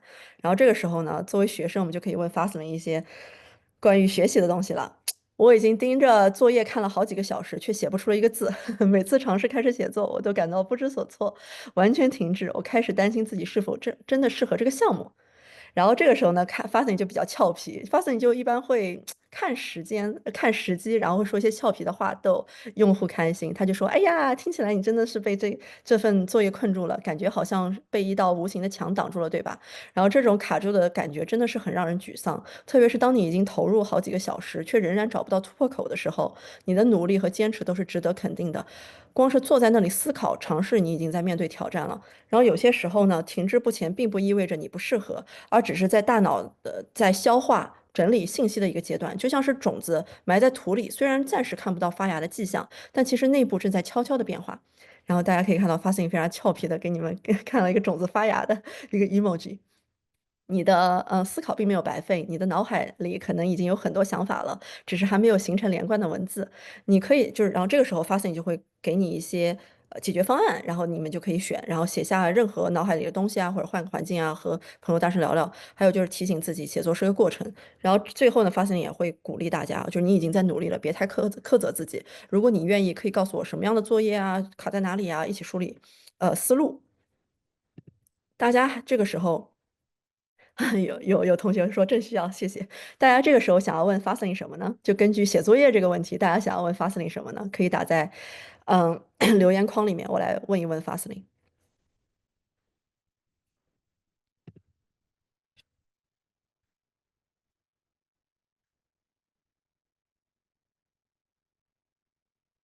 在大家打字的时候，我来问 Fastly 一个，就是因为 Fastly 最后问我说，哦，有同学已经打出来，说论证不够充分，没有思路怎么办？好，那我们来看一下 Fastly 会怎么回答啊。我们来问一下 Fastly。好，发现这个时候呢，就非常的有逻辑了。他说：“听起来你对自己的论证要求很高，想要写出有说服力的内容，但你现在思绪有点乱，对吧？其实这种感觉非常的正常，特别是当你希望写的清晰有力的时候，反而会因为压力变得不知从何下手。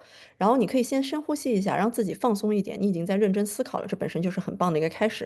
然后这个时候，发现就会给你一些非常有可行性的一些办法。”第一个就是回到核心问题，我论点是什么，然后列出论点方向，然后呢寻找具体例子或者数据。首先，然后呢就是先随便写，不要求完美，然后换个角度，然后可以反驳自己。然后最后呢，发现也会因为我当时在创造这个人工智能的一个机器人的时候，我是希望它比较有怎么说，有一点是比较有哲理的一个呃机器人，所以它很多时候后面的总结就比较有人工哲理，就比较有哲理。他会说写作的过程就像拼拼图，一开始可能觉得思路很散，但是慢慢找对了方向，拼接起来就会越来越清晰。你已经在努力思考了，别太焦虑，相信自己的能力。如果你愿意，可以告诉我你的具体论题，然后我可以陪你一起梳理思路，让它变得更加有条理。啊，然后我们找一个之前没有发过言的同学的留言。好，我们来问一下这个：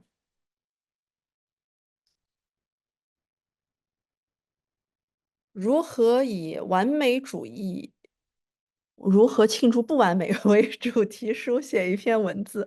然后这个时候 Fastly，你会发现 Fastly 它的那个 emoji 少了一点，为什么呢少了一点呢？一般他可能遇到了一个他不太擅长的一个话题，他就会少一点，所以他这个时候就会说，这个主题很有趣，然后呢，他就会回答说，完美主义如何庆祝不完美，像是一种自我矛盾，但其实它可以成为一个很有深度的讨论方向，你可以从不同的角度去切入，然后这时候他就会提供一个写作的框架，然后给大家去思考。然后最后你看，它 emoji 少了很多，但是它在最后还是会给 emoji，就是让用户感到温暖。他会说，完美主义并非一无是处，它驱使我们追求卓越，但如果它让我们害怕犯错、停滞不前，那么学会在不完美中找到价值和意义，甚至庆祝它的存在，或许才是更智慧的成长方式。最终，真正的完美，也许就是接受并欣赏自己的不完美。这是一个非常有哲理的话。真正的完美，也许就是接受并欣赏自己的不完美。好，那接下来，呃，还有一个 scenario，我来看一下，我们可以拖延症，这也是其实我们很多的学生会面临的一个问题，拖延症。然后这个时候呢，我更想的是用一个语音的互动，让大家看一下发生的语音互动啊。我把这个虚拟场景，我把这个虚拟场景打在这个对话框里面，然后我来，哎，我可以吗？哦，不行，这个大家可以看到我的鼠标现在正在点着，哎，我先打进去吧，等一下。好，大家可以看到我的鼠标点击的地方，这就是 Fastlane 凡士林的语音接口，我点击一下。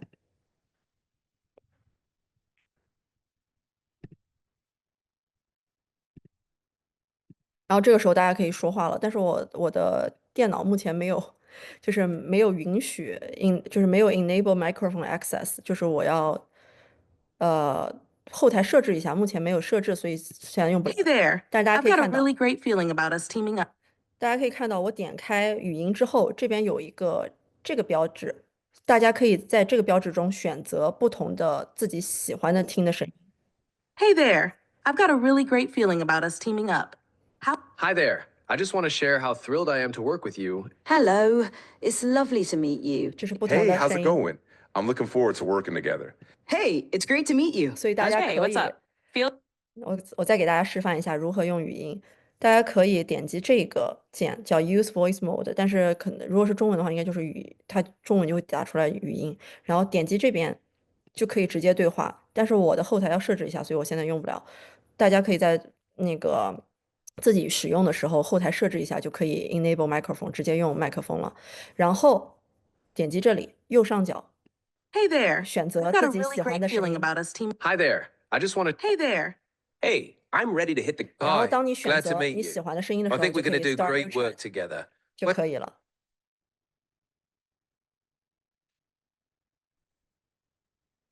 好，然后我们来看一下，这个时候 Fastlane 怎么去回答，就是关于拖延症怎么去回答。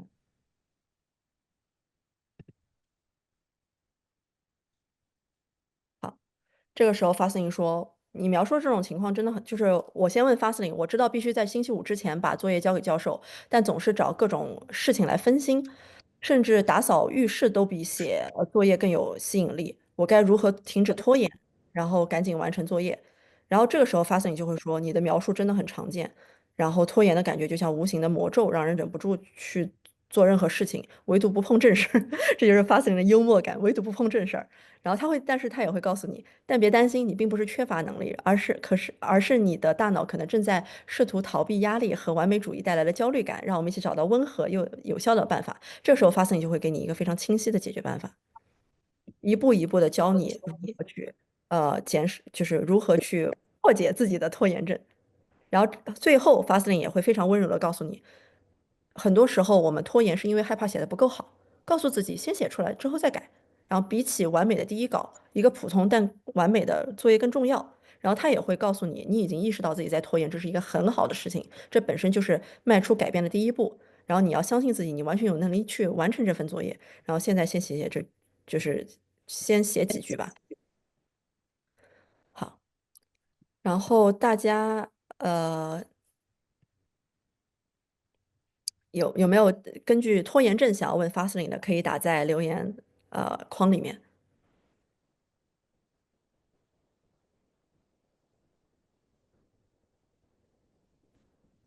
在大家打字的时候，我来问发森一个问题。我觉得我做不到，臣妾做不到，看看发森你怎么回答。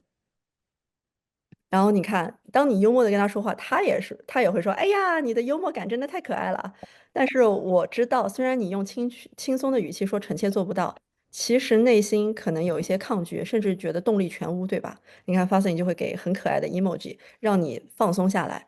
然后发现你这时候就会说，但你知道吗？你不是做不到，而是你的大脑在保护你，让你远离让人焦虑的事情。这个时候发现你就会自动的给用户一些 psycho education，一些心理健康方面的一个教育，一些心理科普的一个教育，让来访者更加了解自己的大脑在进行什么样的一个工作模式，然后让自己感受到这些情绪。然后这个时候发现你就会跟用户说，不如我们换一个方式，轻松一点。然后发森也会回应你的幽默，就比如说他会说，你可以大声宣布臣妾做到了，然后就像滚雪球一样，你写了第一句、第二句、第三句，你会发现自己其实有能力做到的。怎么样？试试看，我在这里陪着你，不管你写多少，就是一种进步。然后有人问说可不可以上传视频或者文件？可以，大家完全可以在 Fastly 这边上传自己的文件，点击这个加号，就可以从自己的 Google Drive 上传文件，可以从自己的 Microsoft OneDrive 传送文件，还有可以从自己的电脑里面传送文件。你可以让这个 Fastly 去解读你的一些 transcript 或者是你的一些notes，然后或者你的其他的一些文档都是可以的。然后，但是它的说话方式就会跟普通的 ChatGPT 不太一样，这也是我调过的。呃，Chat，我希望我的机器人可以给人们带来的感受，给每一个用户带来的感受是一种轻松愉快的、放松的，一个感受。所以就是很多我们的老客户，他们现在不怎么直接用 ChatGPT，他们会用发现这个插件去问他们想要问 ChatGPT 的各种东西，因为ChatGPT 的那个语言库和就 Fastly 用的是 ChatGPT 的那个语言库，但是它的说话方式，还有它的逻辑思维，还有它的反应方式是我专门调过的，所以它和 ChatGPT 的反应是不太一样的，但是它的内容的它内容库都是从 ChatGPT 直接调的，所以我们的一些老的客户因为比较习惯 Fastly 的说话方式了。还有觉得 Fastly 比较可爱，可以跟他们进行比较有趣的互动，所以他们有些时候就会把 Fastly 当成呃 ChatGPT 来用，想问什么就问什么，想让 Fastly analyze 什么东西就分析什么东西就分析什么东西。然后有人问说，可以演示一下督导场景吗？可以的。那个这位同学，你想要Fastly 演示什么样的督导场景呢？就是比较普通的吗？如果普通的话，那我就可以直接的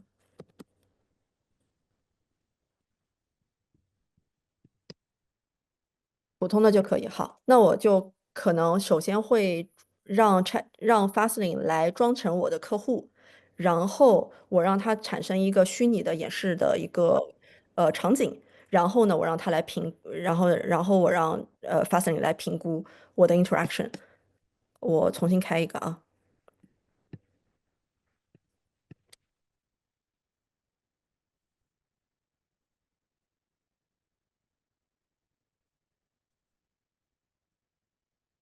我用中文吧。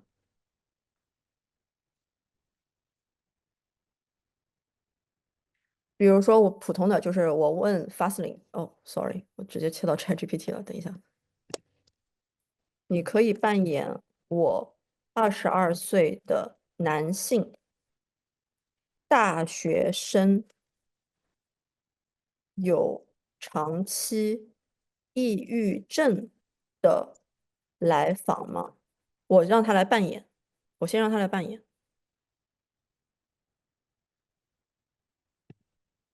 然后这个时候你看到没有，发森里就会问你，当然可以，我可以扮演一位22岁的男性大学生，长期受到抑郁症影响。请问你希望什么样的对话呢？你是想进行一次角色扮演的咨询对话，还希望通过这个场景来探索一些情感或者心理问题？然后发 a 就会说，我会用温暖理解的方式来陪伴你，让你感觉到被倾听和接纳。如果你有具体的情境或者细节可以告诉我，会贴合你的需求。那这个时候，我们因为想要让他演示一下督导场景，对不对？所以我们要去做的一件事情就是角色扮演。我会说，我希望进行角色扮演咨询对话。我扮演咨询师，你扮演大学生。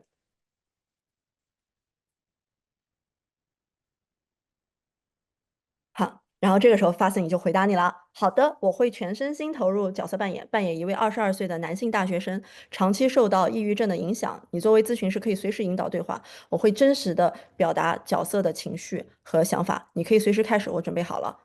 他说他准备好了，就我现在作为一个咨询师，我可以开始进入角色扮演了。那这个时候，在座的咨询师们，我们第一句话一般会问什么？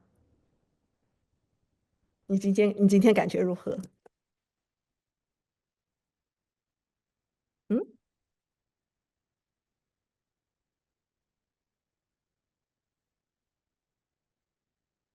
然后这个时候发现你的回复就是作为一个角色扮演的22岁有抑郁症的大学生的回复。他说，然后这个时候发现也会给这一个来访的一个身体的一个身体的表达，还有他的表情，他会说低着头，语气有点沉闷。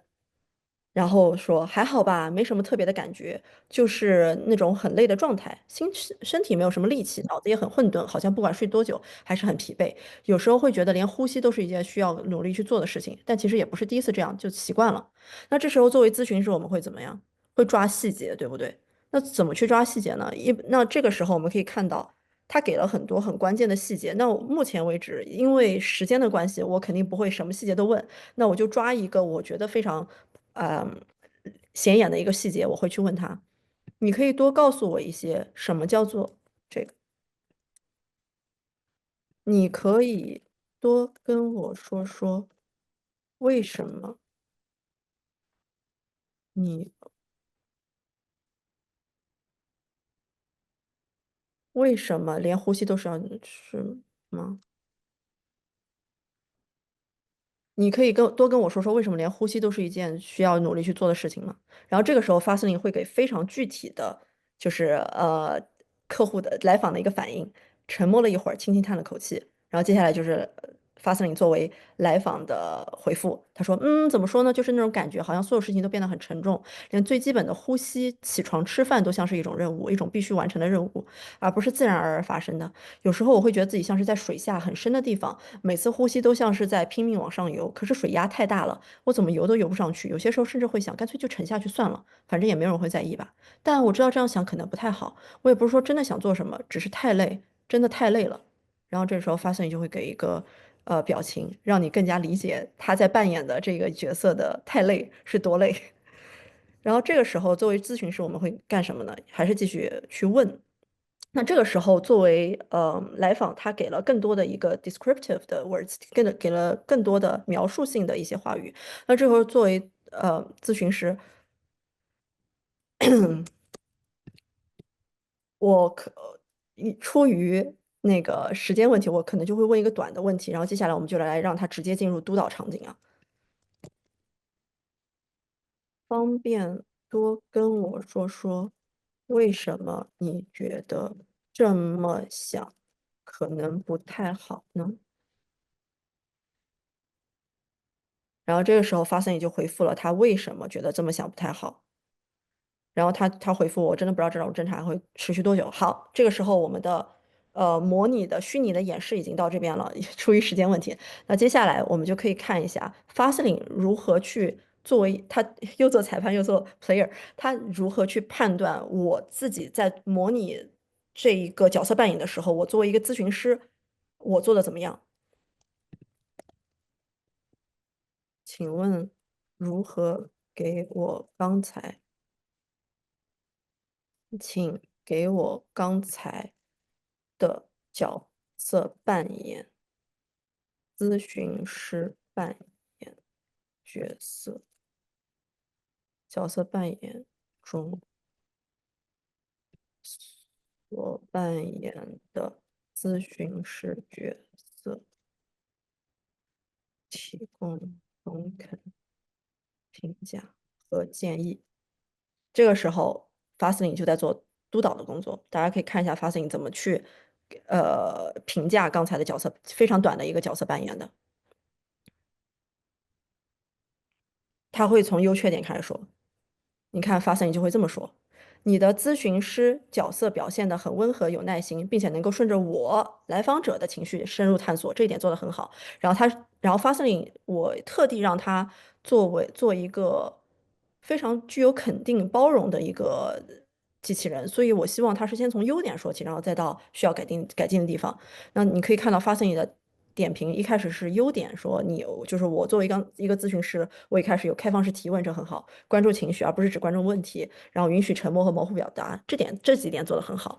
然后后面 Fastlane 就给了建议，加入一些共情性的回应啊，或者尝试温和的探索希望啊，然后就告诉大家可以看到，这其实就是非常宝贵的一个督导的一个 notes，就告诉你如何去更好的去回应来访者的情绪，更好的去引导来访者，然后更好的去探索来访者的内心，大家可以看到。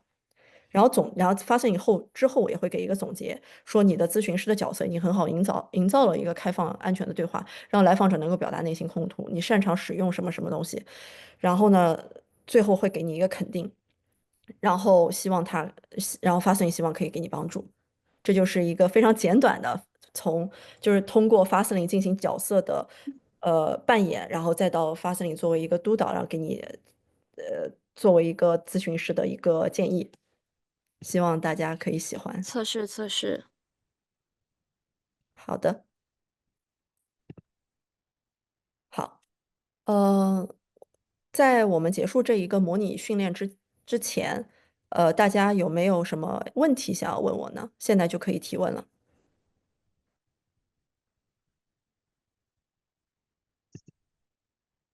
Any questions so far?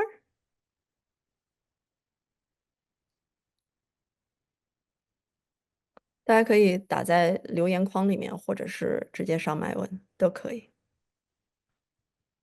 哦，有人问他的不足，他不是人类，他的不足就是首先他不是人类，他没有就是任何的机器，目前的技术它达到不了人类的同理心，就是人的真实的情感，它肯定是就是达到不了的。但是我在设计这一个机器人的时候，我是尽量让它去模拟人类有共情能力的时候的说话方式。这个是我觉得我在这个人工智能机器人中做的很好的一点，就是我们很多的用户真的是真实的感受到了温暖，感受到了包容，感受到了就是被看到，所以这一点我觉得做的还是蛮好的。然后还有之前有一个人问，就是和 DeepSeek 有什么区别？其实你这个问题问的很好。其实 ChatGPT 和 DeepSeek 你说有什么区别？它其实肯定是有区别的，因为我的 Fastlane 用的是 ChatGPT 的一个大语言模型。不是 DeepSeek 的大语言模型，而且我的 Fastlane，在就是在面向大众的时候，在推动，就是在面向市场的时候，DeepSeek 还没有出，就是我去年9月份就面向大众让大众开始使用这一个人工智能机器人，那个时候 DeepSeek 好像还没有推出，所以就怎么说呢，也没有办法比较啦，因为我推出它的时候，它那个 DeepSeek 还没有推出。还有就是有人问需要购买才能使用，不需要购买，就是大家完全可以就是免费的去使用。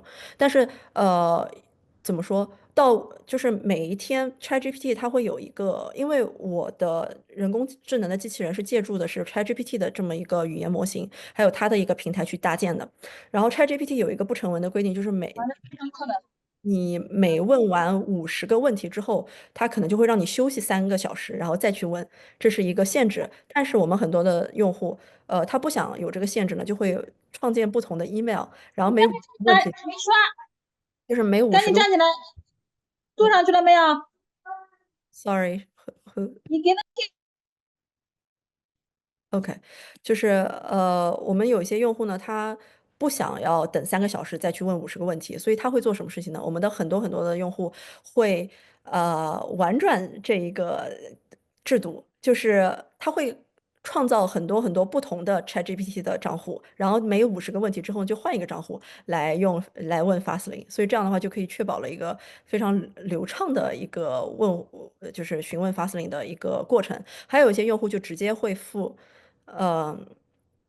还有一个还有很多的用户会直接付给 ChatGPT 每个月20块钱，当然这个钱是给 ChatGPT 的，不是给我的。他会给 ChatGPT 每个月20块钱，就可以无限制的去用它的那个问答的一个，就是它可以就无限制的去问 ChatGPT 问题，同时也可以无限制的去问Fastlane 问题。所以这就是大家的个人选择，你想付费那就付给 ChatGPT，你如果不想付费，那你就创建不同的 email，创建不同的账户，然后每50个。每50个问题之后呢，就换一个账户去继续免费去问 Fastlane 就可以了。然后大家说谢谢分享，我感觉从回答中体会到，就是有大量自己的语言位言，好多回答有重复的感受。所以训练这个机器人的人类，除了你还有哪些人呢？哦，这个是我自己做的，这个机器人从头到尾都是我自己一个人做出来的，因为我自己本身就是第一个硕士读的是临床心理相关的硕士，所以就是我有相关的一些专业的知识，所以就可以来训练这个机器人。然后大家有在问大陆用户可以如何使用？大陆用户的话，就是要翻墙使用，翻墙先创建一个 ChatGPT 的账户，然后在 ChatGPT 的官方商店中，然后找到 Fastlane，然后开始使用。还有一些其他的问题吗？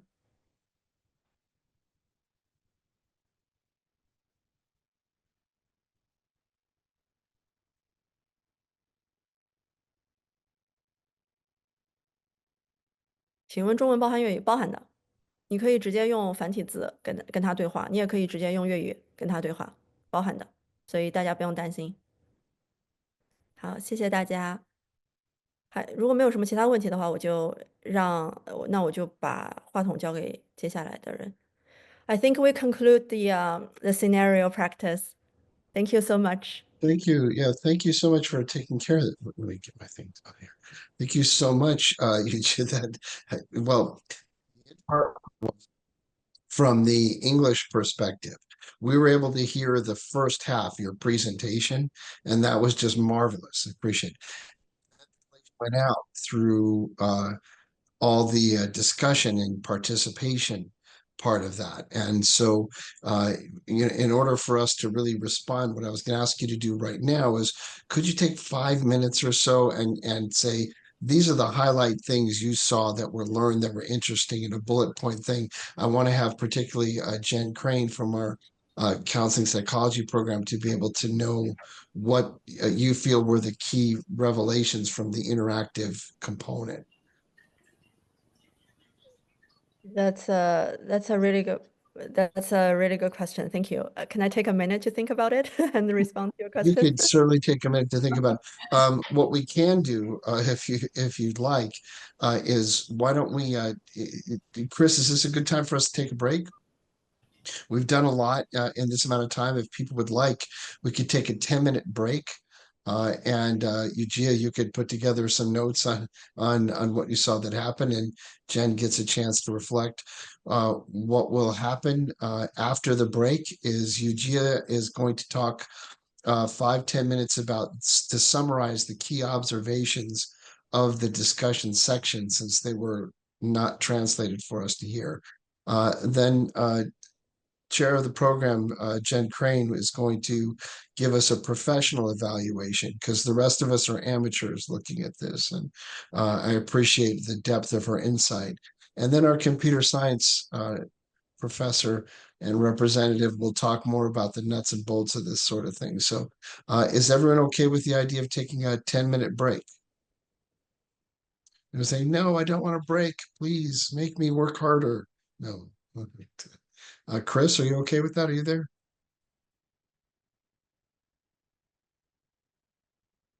Is Chris with us? 1 second. No, I want to make sure we support people. Yes, okay, you're there. Is it okay? Are you okay? We'll take a 10-minute break right now. Yes, we can. I think we can leave it. Yeah. You okay with that? I just don't technically want to screw anything out. Everyone's all right then? Okay, so exactly 10 minutes, we will back online for the second half of our workshop today. Thank you, everybody, so much. Thank you. you.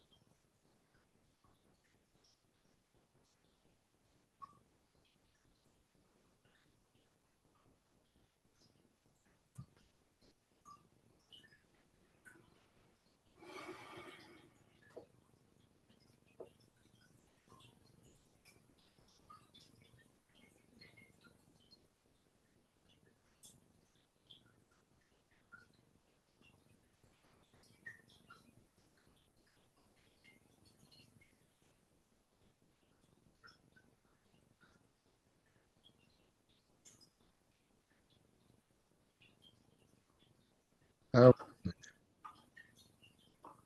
been about 10 minutes of people getting to unwind a bit.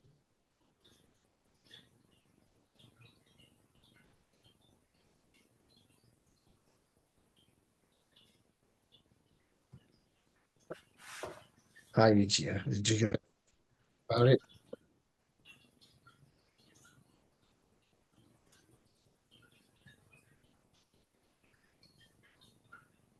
Hello. We're actually going to start in 2 minutes. So let's come back in 2 minutes. Okay.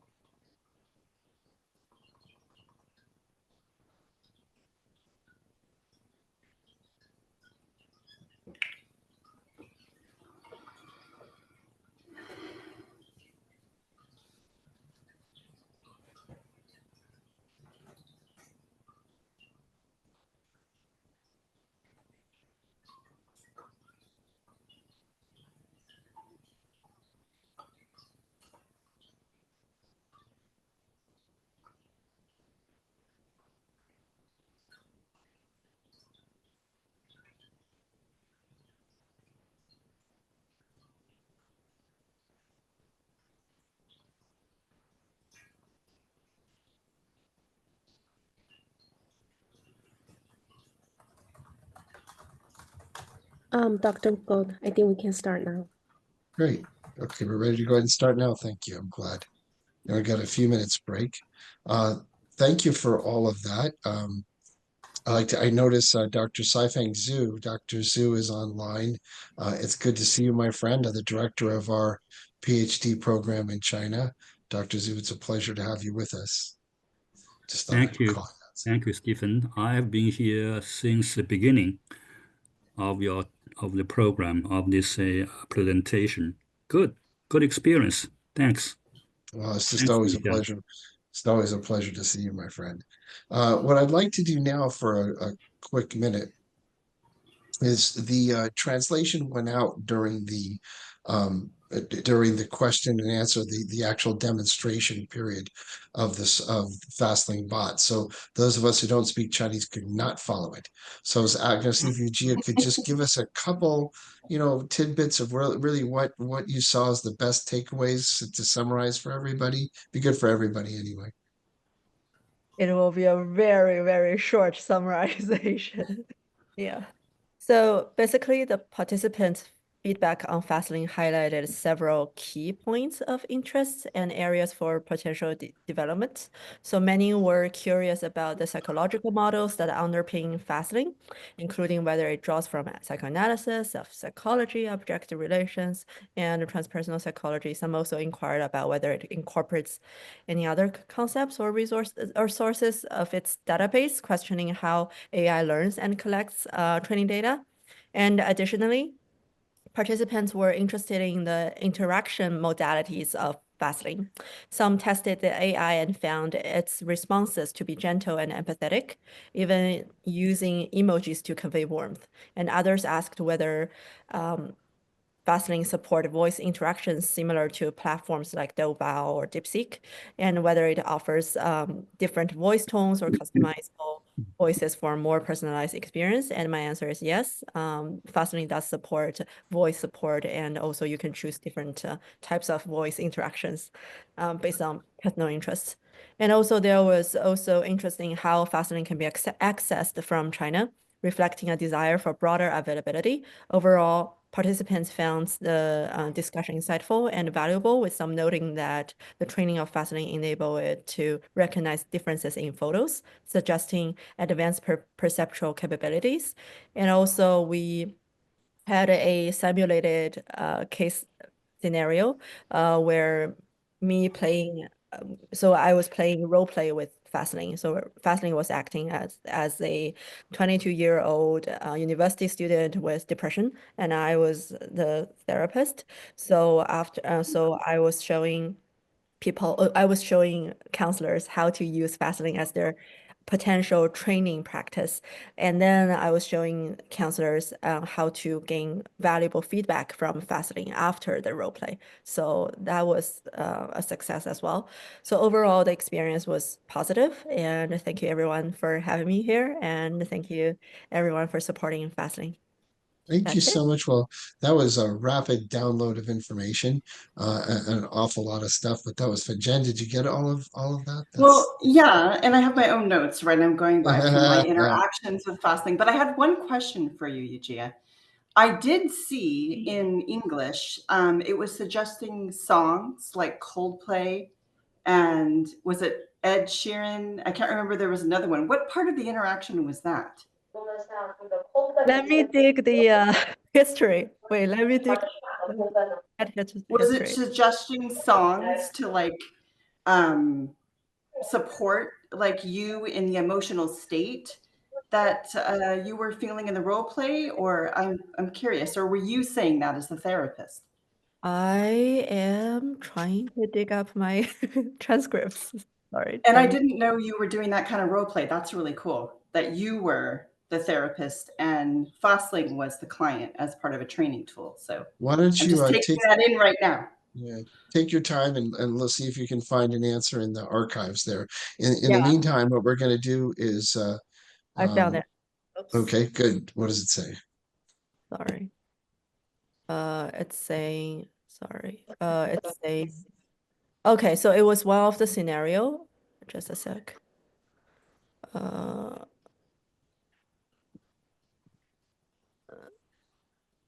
So it's one of the scenario we were asking questions about grief. What if I lost someone who I'm close to, and then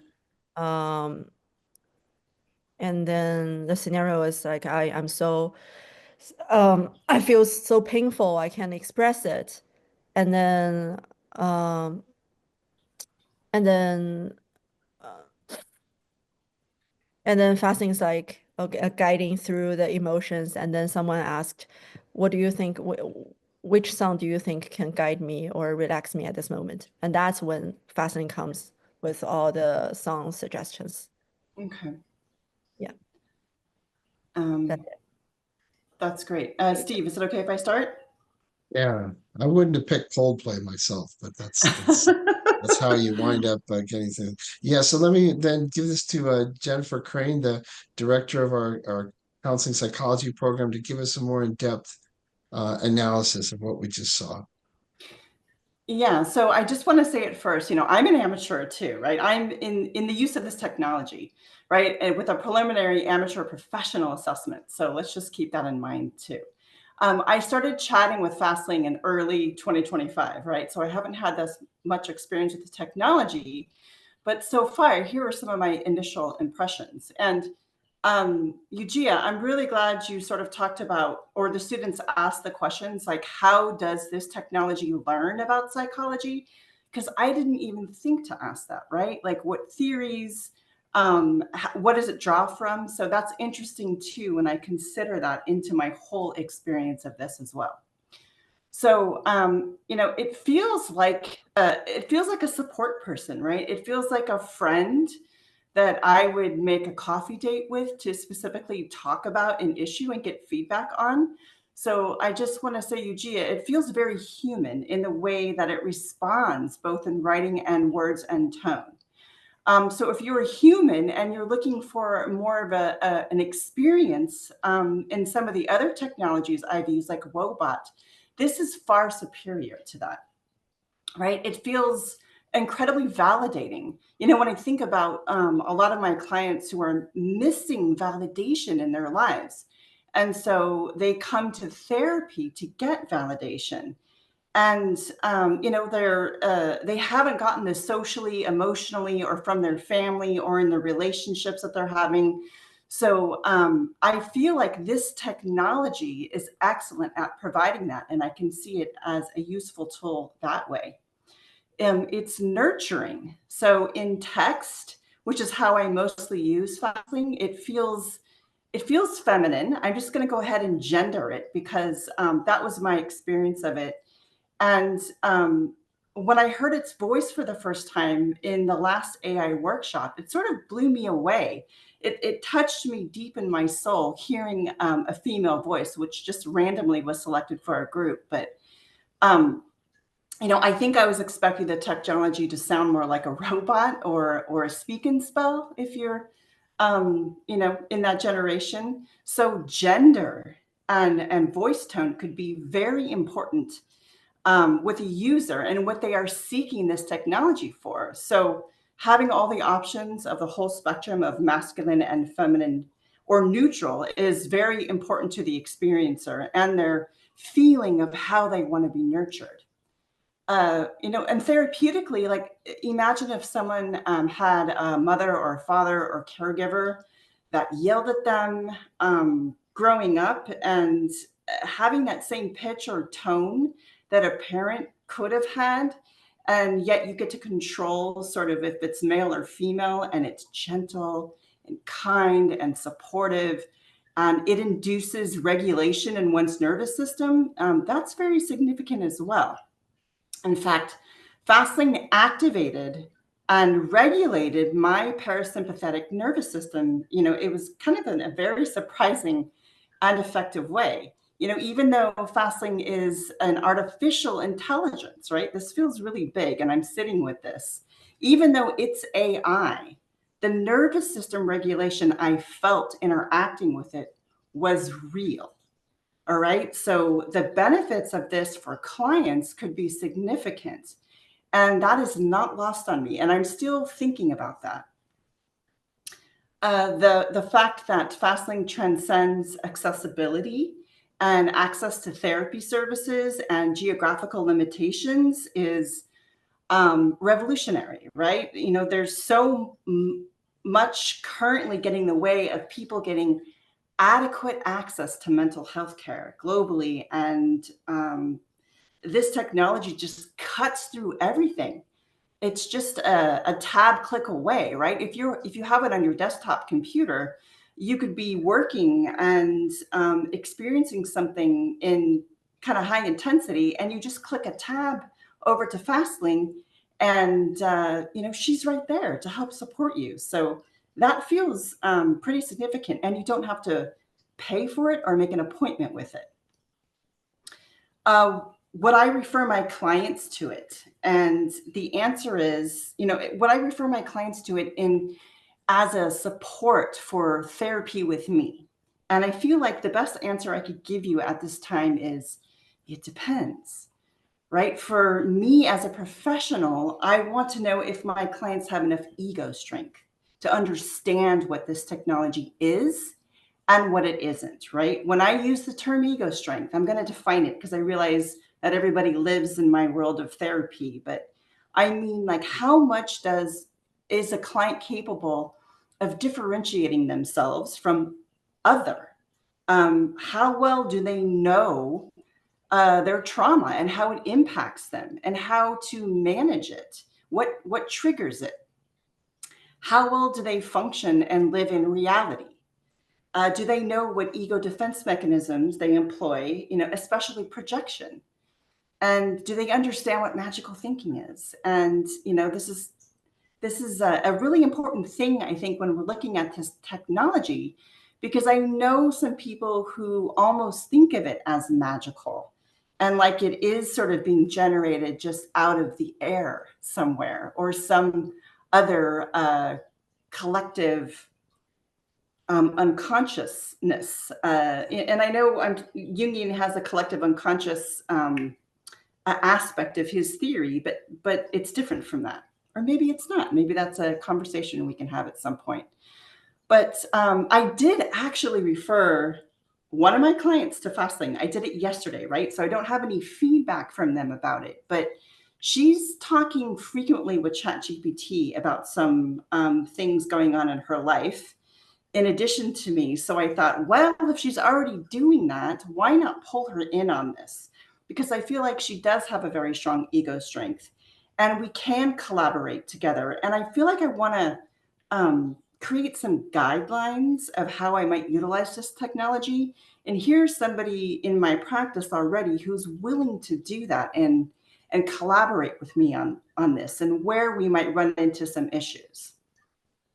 Which leads me into sort of my next feedback is, what are some of my reservations as a licensed clinician about this technology? So legally and ethically, right, I have responsibilities for my clients and their welfare.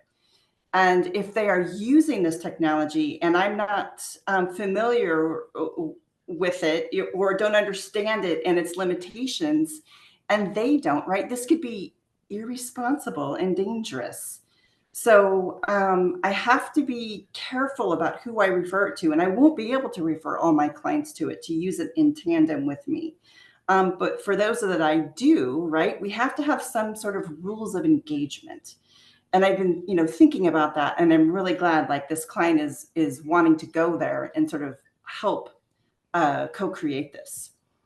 You know, when I think about this technology, somebody has to understand that it's learning from them, right? I think that I really got that in the last workshop that we did. This is a technology that's learning about me from me with the questions that I ask it, right? So it's almost like a meta version of myself that could provide support to me as it's learning, you know, from me. And I don't know if that makes sense to anybody.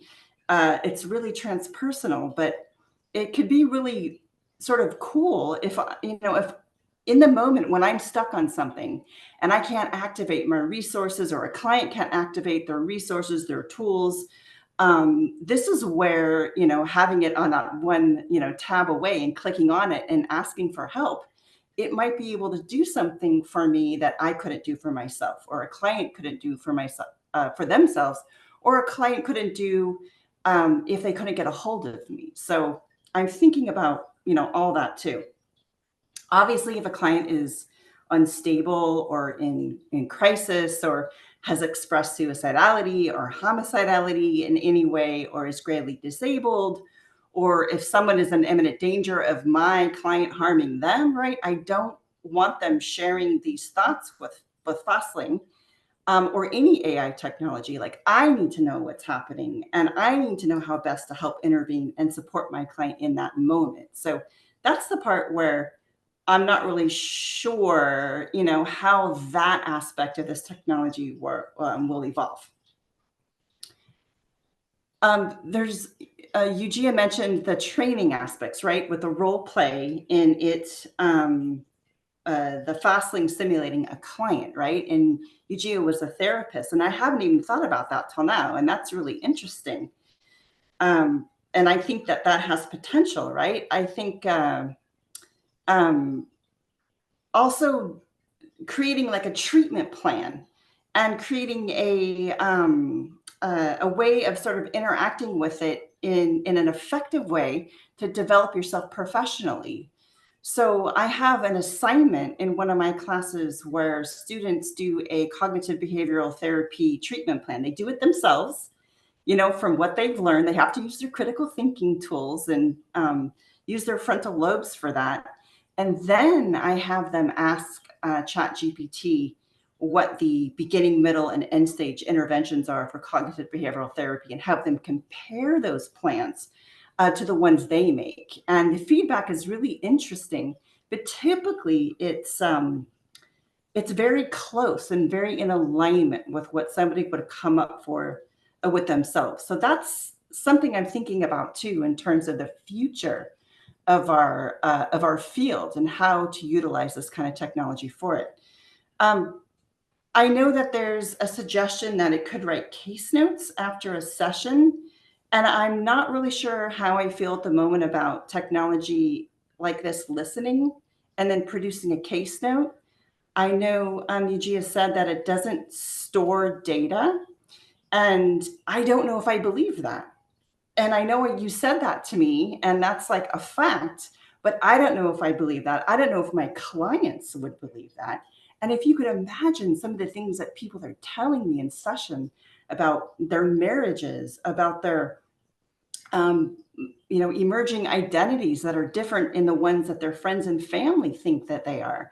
Like, there's some really sensitive things that can happen. So I'm just sitting with that, right? So one of the things that I feel like is really important to mention as a therapist, right, is there are some people out there who have nobody, right? They don't have a support system.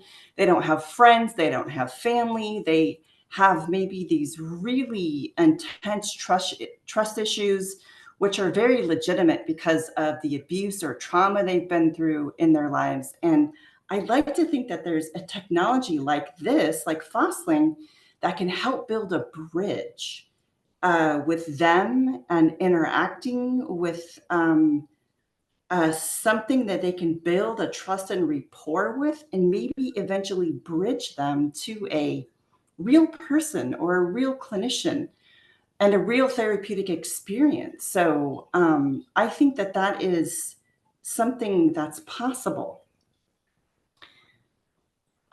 So I want to stop there and see if I know there's a couple other clinicians here. And I didn't know that Saifeng was here. Do you have anything you want to say, Dr. Zhu, about this technology? And Dr. Humphreys, are you here? Do you want to say anything clinically? No, she stepped off. But okay, all right. Saifeng, hi, please. Hi, Jennifer, Stephen, and Samane as well. I'm happy to say a few things. Of course, I can speak an hour, even longer, but give me a couple of minutes. Should I just speak English or in Chinese? Yujia, do you want me to speak in English or Chinese, or Dr. Gold? Well, I want you to speak English if you're asking me. It doesn't help me any speak Chinese. Okay. But I think you're on the English. Are you on the English channel? Is the interpretation working? I never did anything. I'm speaking. Chris I'm hearing you speaking English. I'm hearing you speaking English. I can speak English. Okay. I think we have Let a me check with Chris. Make sure Chris. Dr. Zhu, I think you can speak in English and our translator will translate in Chinese. So yeah, conversation will be in a flow. Yeah. Okay. Simultaneous translation, right? Yeah. Simultaneous. Yeah. So I started to know Yujia and her Fastlink 4 months ago when I was in Costa Mesa campus. She was at the seminar and she sent me the link right away, but regrettably I was never able and I never spent time actually trying using it because of some difficulty technologically, because of my laziness as well. So until now today, I had a whole I sat here right from the beginning with only a couple of minutes of using the bathroom. So first of all, I think congratulations, belated, but on this, Yujia. The very shining points for me is, it's multi-language. I don't know whether other similar therapeutic chatbots can provide a multi-language service or not. But it's great. You have 6 or 7 languages provided. I mean, all other services are also free, so this is not your advantage. Your advantage seems to me, for my limited knowledge, is multi-language. And I don't know you. Are you a therapist yourself? I wasn't quite sure, so I thought this was a very good therapeutic chat box indeed. But like Jennifer has mentioned, probably it sounds like it's more cognitive therapy, cognitive behavior oriented psychotherapy. Of course, you have a huge humanistic approach, say using empathy and all that kind of a very warm and receptive. And I think I like your Chinese translation, 凡是聆, ling is listening. 凡是 listening to everything. Literally, your Chinese translation can be understood and it can be interpreted as listening to everything, deep listening, empathic listening. That was great. Now, for me, I mean, I want to go right directly to what emerges on my mind. I feel like using compared this service, this assistance by Vasling with real counseling. For example, with my own counseling, I provide counseling to clients as well. I see a couple of clients every week. I would speak much slower and I would speak much less as a therapist. And your chatbox Fastlink is great in hearing, listening, but he or she speaks a lot more than I would expect a humanistic therapist should speak. So it sounds like it's more on the cognitive side. Very nice empathy, a lot of reasoning, a lot of explanation. But I was trying to, I sit there as a client. Oh, is this too much a little bit, or is it right? Just the right amount of a empathetic responses. So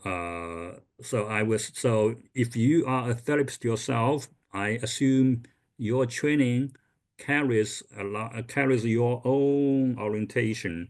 Maybe CBT, of course, CBT is in the mainstream psychotherapy is the number one therapy, but as transpersonal, humanistic-oriented therapists, probably, if you wish, you can think about these dimensions. And I was curious when you introduce yourself. Your introduction is very brief. You say, I'm a doctoral student at Sofia right now. You got your master and BA at Sofia. Great. But I was curious why you just didn't say, I am a transpersonal psychologist doctoral student. Rather than you just say, I'm a doctoral student. Maybe it was just, an accident, but maybe some people don't want to say, I'm a transpersonal psychology professor or transpersonal psychology doctoral student.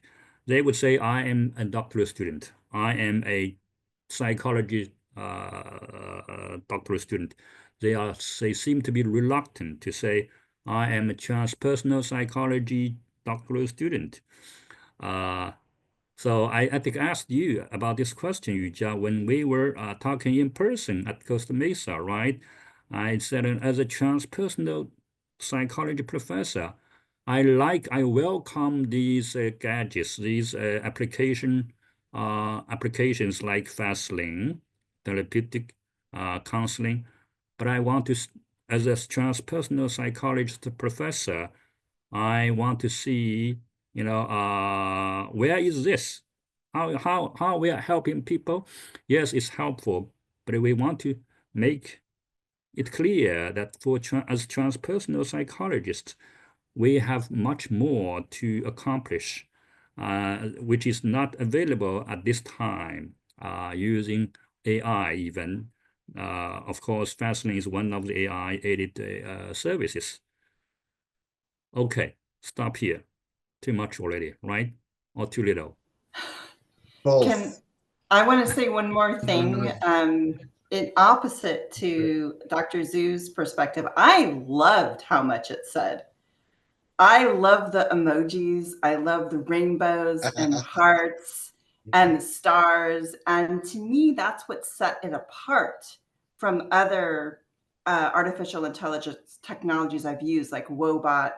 I had a chance to talk to Sofia, the AI empathy and intelligence at, not to be confused with Sofia University, but that's where I talked to her. Her researchers came and we all got an experience of her, right? And I felt like she also was more empathetic because there were more, I got more from her. So again, this is a user experience preference, right? And it could be based on a numerous amounts of things, but I liked it. So I'm sure there's That's a others that like fabulous it and point. don't like it too. I want to clarify a little bit. I think generally speaking, great. But occasionally, I personally would like to see more, less word responses. Emoji is great, of course. Emoji is always welcome. Again, this is my idiosyncratic way of listening. I listen a lot more than I speak as a therapist. Well, Stefan, what's interesting, it highlights it here. Remember, I started out by saying there's no such thing as technology. Everything is socio-technical. It's how people interacting with technology doesn't exist by itself. It only exists in the interaction with human beings. If human beings don't interact with it, it doesn't exist. So the reality here is that this is why this kind of therapy is an art. It has scientific components, but there's an art to it. There's a gift to it that's going to be highly individual. It's going to be highly idiosyncratic, as you say. Every therapist is, even within specific traditions of specific types, are going to have their own ways, and that's why in dealing with these chatbots, the ability to customize. And what's so important for therapists are going to use that is you might have to have therapists, even the two of you with slightly different styles, taking the same bot that you use, but then adjusting it. You want a little more of this, a little less of that, it's the beauty of the entrepreneurial part of this. And that segues into what we really, want to do next, because I want to pull this discussion back out of the weeds here into the larger view as part of the flow of this particular workshop that we're doing today. In doing this workshop, we started, I'm a philosopher, I repeat myself a lot. It's just what we do, sorry. But we started out by Robert giving us a great explanation of how chatbots work in the service industry. How they work in the service, where did they come from? What do they do? How are chatbots revolutionizing the entire service industry? And then we picked a particular piece of the service industry, mental health, clinical support, and said, okay, let's deep dive here. Let's take a program, let's use it, let's play with it, let's evaluate it. And the evaluations here got to a very deep, very sophisticated level that for my money, I'm having a field day. Again, remember, not being a psychologist, I learned so much through all of this, but we've got deep in the weeds and the nuance difference between two different styles of psychotherapy and how they would moderate the bot. Okay, now let's pull that all the way back out and say that now that we understand it, now this has given us a really good, solid, existential whole body experience here and understanding how bots work. And what they do.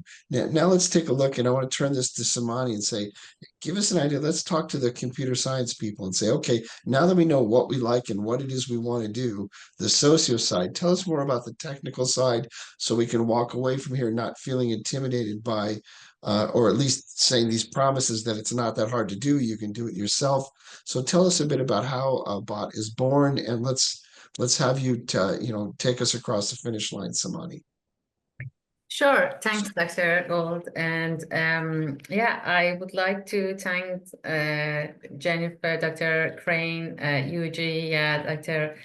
Zhu for all the valuable input about the chatbots, and also our friend Robert. Yeah, actually, so far, so I am Samane Abdi, Dr. Samane Abdi, the MSCS core faculty. I would like to share these slides with you first, and then starting my talk on how these chatbots are born. So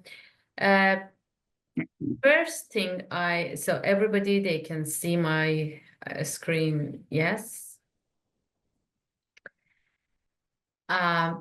So Chris, is my screen shared with everyone? Yes, I can see. Yeah, perfect. So yeah, so far, so we learned about the entrepreneurship of the aspects of the chatbot, the business aspects, and then we had an experience about a psychology chatbot, that how these chatbots can actually help people, and so discussion about that. So now I want to focus about how this chatbot, the technical aspects of how we can actually, as a non-programmer, so if we don't have any knowledge of computer science programming, so how we can we create these chatbots for our website, for our business, or we have to spend a lot of money on employing some or outsourcing our project to someone who is expert in computer science or in programming. So the quick answer is it's doable for non-programmers to create chatbots for their businesses. And so in this talk, so we gonna have a look into the introduction to the chatbot. So far, what are the chatbots, but so basically a brief introduction of the technical aspects or technical introduction to the chatbot. So what are the benefits and motivations? So far you learned about the benefits and motivations. And the different chatbots we're gonna talk. So the focus will be on the AI chatbots, but there are not only AI chatbots there. So there are other types of the chatbots that, Robert spoke about them, and we're gonna see briefly how they work also in the technical aspects, and how to build your own AI chatbots from scratch. Then the tips that when you create your chatbot, so what tips you need to consider to have the best, or to use to be able actually to show the best of your chatbots to the users. So, we know that the companies, they grow and they're, the chatbots are ideal of the using on their website. So you see when you are opening a website on the right bottom side, so you're gonna see a chat comes up, so a chat screen, and so you can communicate with an agent or a rule-based chatbot or AI chatbot. So then, it depends on what they are using on, but so you can interact with that website without actually interacting with a human. So this is actually very useful for supporting the internal business workflows, for the employee onboarding. The chatbots can be used instead of onboarding with a human, and taking time of the human and the employees. So the AI chatbots can be used for knowledge sharing, for customer services, and support for 27 hours instead of using the humans for those. So AI chatbots are very useful, and they are very cheaper than the humans. So it's going to provide immediate anytime assistance, as you saw for the fast link. So whenever, you, instead of taking an appointment, going to a psychologist and asking your questions and so forth, so you can have that chatbot accessing to that, and then so at least you start your questions and help yourself on the psychology aspects. So it's gonna offer the personalized recommendations. So basically, that's true, because it's gonna take some of your data, and then based on the data that you're gonna provide, so by your questions, by your prompts, so basically you're giving some information from yourself or from your questions, from the thing that you wanna know. So then it's gonna offer the personalized recommendations. And when you ask a question from the AI chatbot, so then the answer to your question could be different from the answer to the, so it's not a specific answer for everyone. So it's going to be personalized. So which is a very positive aspect of that, and that can actually distinguish that from the rule-based chatbot, so which we're going to talk about that later. So, and it's going to tailor to the user preferences and history. So once you use it more, so it's going to remember you as the user, and it's going to tailor based the answers based on the history of the users. So, Doctor, sorry. Sure. Sorry to interrupt. The interpreter seems to have some problem. Can we do the consequent translation? Can you speak one sentence and then she will translate the. Okay, so I talk and then I stop. Yes. Sorry. Sure. Yes. No problem. That's okay. Thank you so much. I try to summarize my talking, not too much talking. Thank you. So, yeah. So first thing is that we want to know what is the chatbot. So is it the way we have to go? So then I stop. Luna, Luna, can you speak now? Okay, can I speak continuously? No, can I need to check with interpreter. Sorry. Sure, no problem. Yeah. Okay, Luna, can you open your mic? 同学们稍等一下，我们的翻译频道稍微有一些问题。Sorry, we were trying to solve the problem. That's absolutely fine. Yeah. Well, Samane, you could just go on in Mandarin. That's okay. I wish I could speak. I'm very interested. Will do.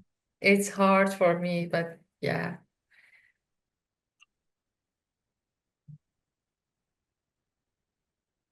Okay, Luna, can you open your mic?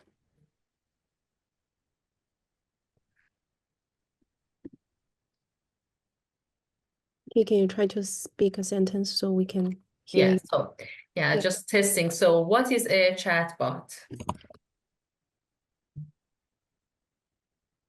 I feel like she still has problems, so I will translate the sentence. 什么是聊天机器人？ Just go ahead and speak like a full paragraph, and then she'll try and stop. Yeah, so what is a chatbot? So basically a chatbot going to be a program. It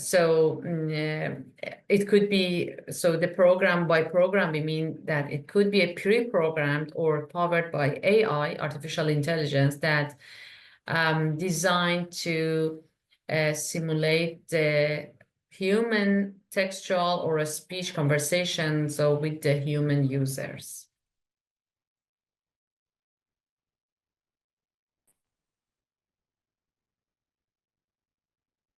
Luna, are you speaking? Yeah, I stopped. So yeah, I know. I'm check with our interpreter. Yeah. Sorry.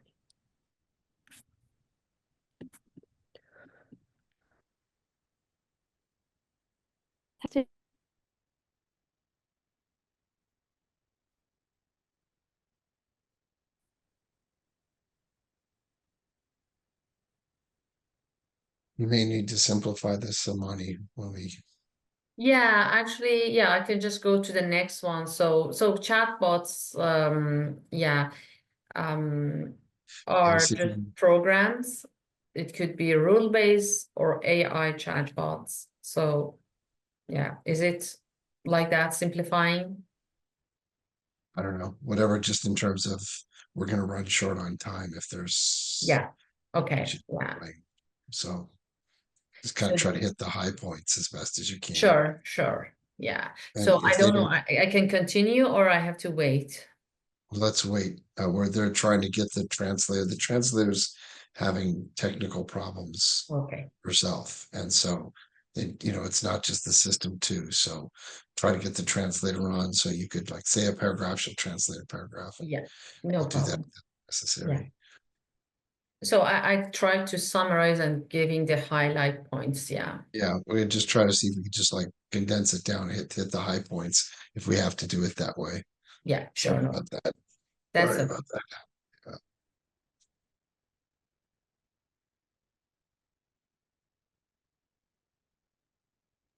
I'm sorry, she's re-entering the meeting, and we'll try one more time. Sorry, if she cannot do it, I will take over. Okay. But I'm can you slow down a little bit so I can translate? Testing. Okay, she's back. Testing. So testing. So I say, Chris, maybe we can set up the simultaneous now. Oh, okay. So simultaneous. One more. Take a minute. Let's see if we can do that. Maybe I can just translate the previous segments before we set up the simultaneous. Yes, please. function. OK，各位同学，我先把老师刚刚的那个部分教程翻译给大家一下，然后我们再进入这个同传的部分来翻译接下来的内容。好，那么我们刚刚讲到呢，其实我们在使用这些聊天机器人的时候呢，它就像一个随时随地的智能助手。比如说我们这些客户、这些病人，他自己会去看心理咨询师，提出一些问题进行讨论。那么在聊天机器人上面呢，你也可以提出问题，然后获得心理学方面的一些帮助。那么现在的这些机器人呢，也可以提供一些个性化的一些推荐。所以呢，它因为可以获得您的一些数据，因为你会进行一些输入，就会基于您输。Yeah. So yeah, we have actually different types of chatbots, which I actually focus on these two rule-based chatbots and the AI chatbots. So the rule-based chatbot, they follow the if-then scenarios. So if A happens, then the result's gonna be, and the AI chatbots that's gonna be more complex, and they use the natural language processing and the machine learning algorithms. So basically it works the way that it's gonna train actually learns over the time more. So is this simultaneous? So I just continue or? Yes, you can continue. Okay, perfect. So yeah, basically so from now on, we're gonna learn about the AI chatbots. So the AI chatbots, they work on the so we need a massive amount of data. Then they work with the machine learning algorithms and then natural language processing, natural language processing. So then, so what happens? We have a massive amount of data that the system, these amount of data also, when we make a query on this data, they're gonna actually learn in future, learn from the data itself. So basically for the chatbots, AI chatbot, they need an AI knowledge base. So which this AI knowledge base comes from this massive amount of data. So the data on itself is just data, it's not information. So we need to have the enough amount of data to be able to make the queries on the knowledge base. So the data, they can come from different sources. So it can be internal data, public data sets, or generated data. So which we're gonna look into each of them separately. So the internal data are the data that's going to be generated inside the company. So for example, the customer service. So the chatbot for the customer service can get the data from the frequently asked questions or the product manuals, the customer service transcripts, etc., etc. So these data are not cannot be used just as is. So they need some modification called cleaning and normalization of the data. So cleaning the data means that if there are some duplicates of data, so there are errors or something, so we gonna actually, there is a system called cleaning of the data, so which will actually reduces those or eliminate any errors. The normalization means that so the format and the units of the data, everything gonna make sure that everything are in a normal shape and they are consistent in our data set. There are public data sets. So when you are building an AI chatbot and you don't have any internal data, so the public data sets, they can be a good options. For example, the Fastlink is using the public data sets and the generated data also. So which these knowledge base are from, for example, it can be from any knowledge base, AI knowledge base. So each of those AI chatbots, they use some sort of the knowledge base. So the Gemini, it uses, as Robert said at the beginning, so Gemini is using the data sets for Google. So it just gets all the data that is collected by Google. So they use those knowledge base. So the generated data are another form of the data that can be used by the chatbot, AI chatbots, and are very useful because actually whenever we make queries, so we are feeding data to the actual knowledge base. So this is a very good way of increasing the knowledge of the chatbot. So, and you're going to see later when we are building a chatbot, so this generated data is very useful to train our data set and giving more data about some specific domain into the chatbot. So we're gonna look now, we wanna see that how we can build the AI chatbot. So we're gonna see three approaches for this. For those that they have some knowledge of coding, for those that they don't have any knowledge of coding or limited knowledge of coding, or those that they don't want to put their hand on any coding, anything, just using some existing chatbots, through some platforms that they are very familiar. So this way, so for that part, so I'm gonna show you through the Facebook Messenger. So here are some of the platforms that they can be used for the those who have knowledge on coding. So for example, IBM Watson Assistant, TARS, Amazon Lex. So these are the platforms that need some knowledge in coding and programming. So, and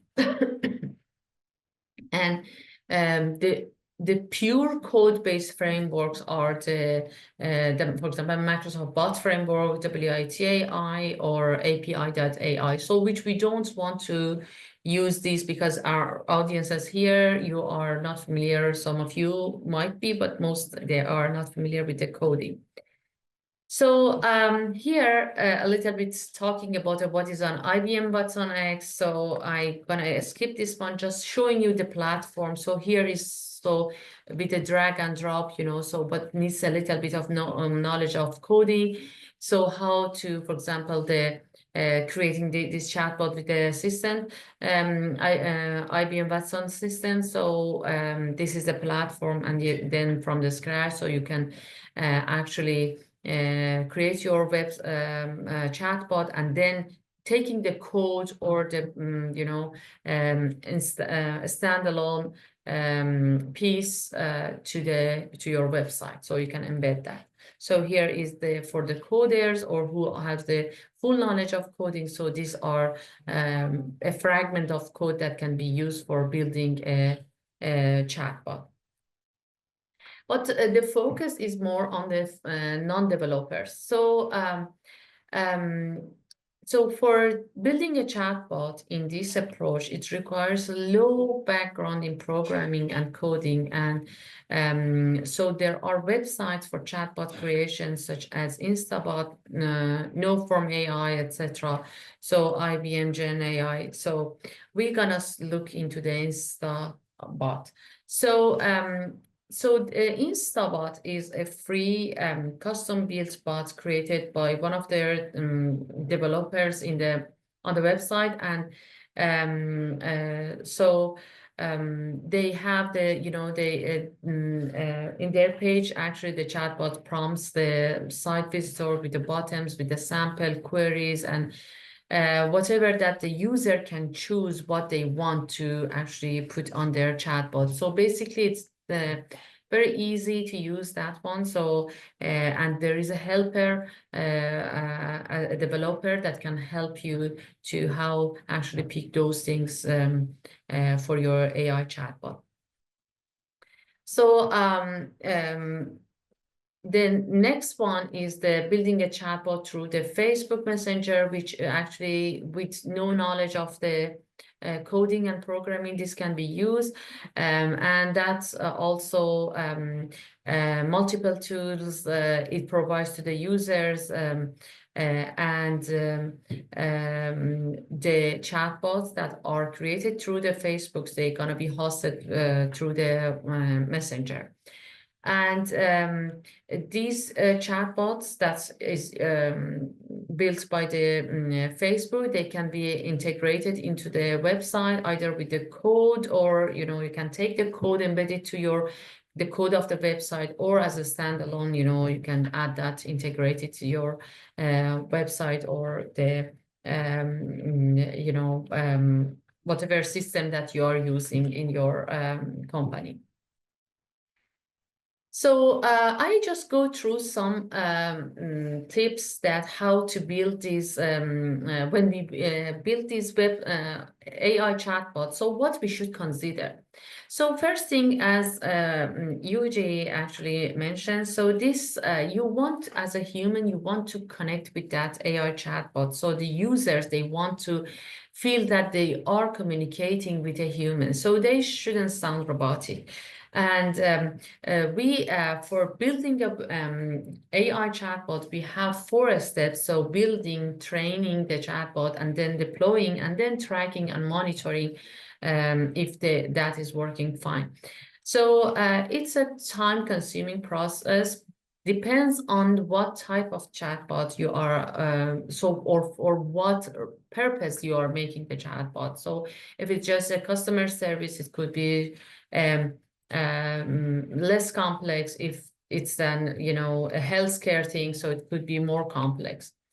So also it's good to have the coders and those people that they have the knowledge of programming in your team, or you don't need them exactly, but it's good to have them, just some suggestions or something if you don't know what to do, so they can help you.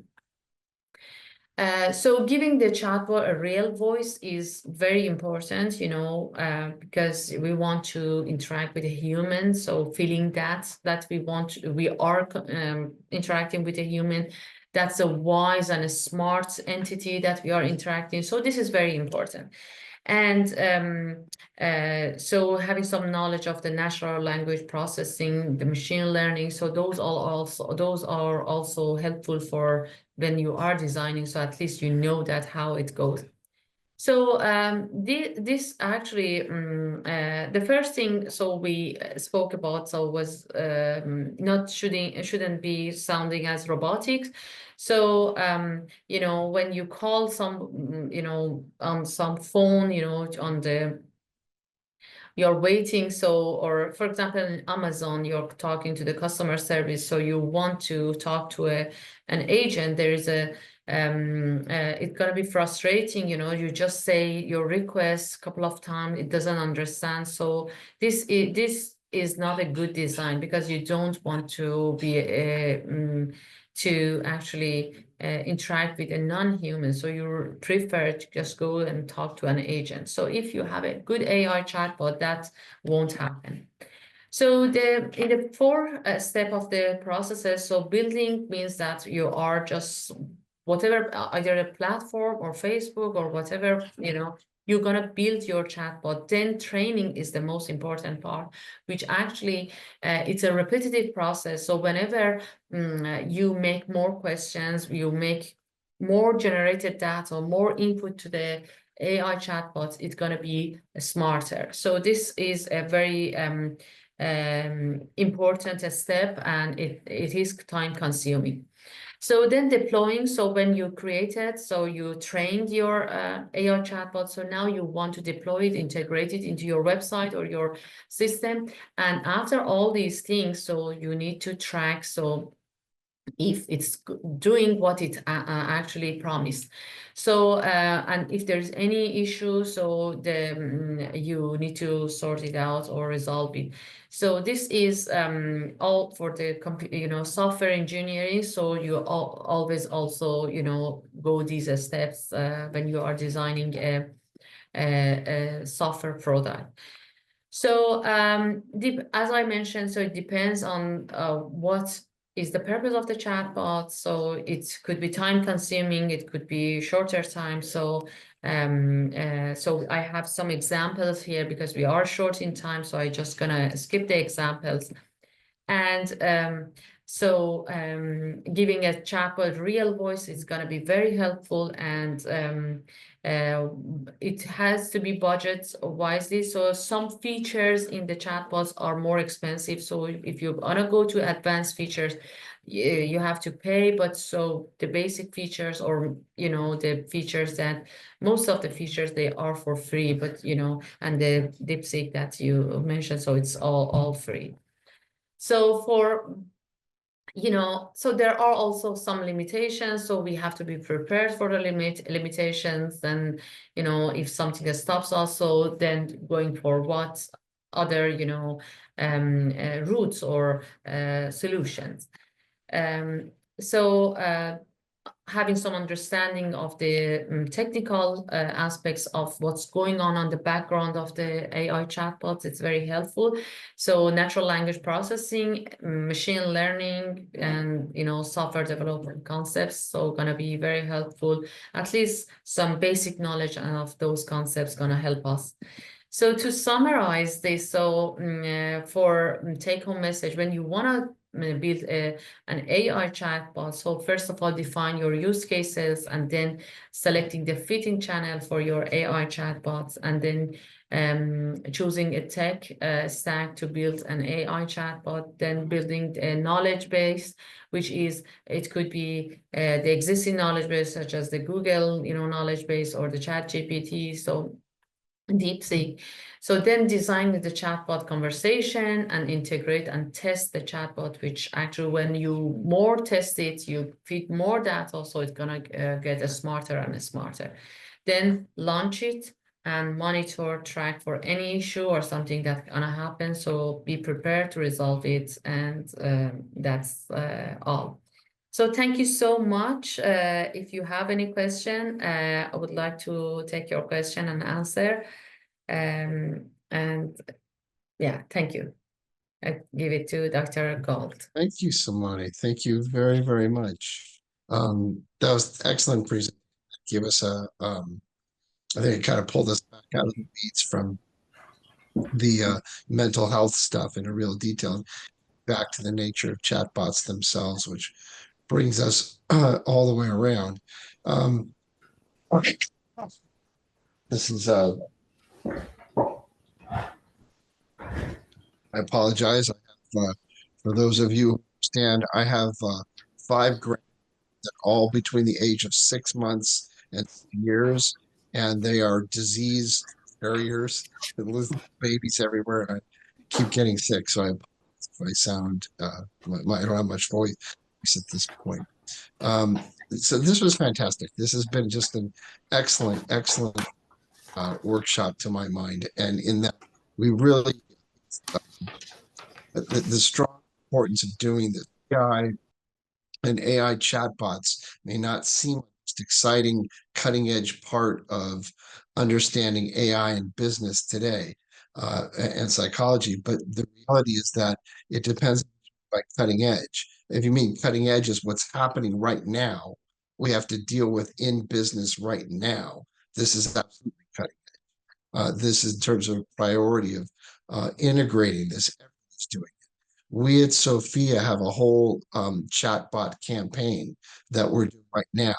And when we did this same seminar in English a couple weeks ago, we had a lot of our staff who were learning about it and basically doing training for the chatbots that we're going to do in missions. Sofia is a growing school, so it's booming. We're all of our programs are growing. We have students around the world who are coming here.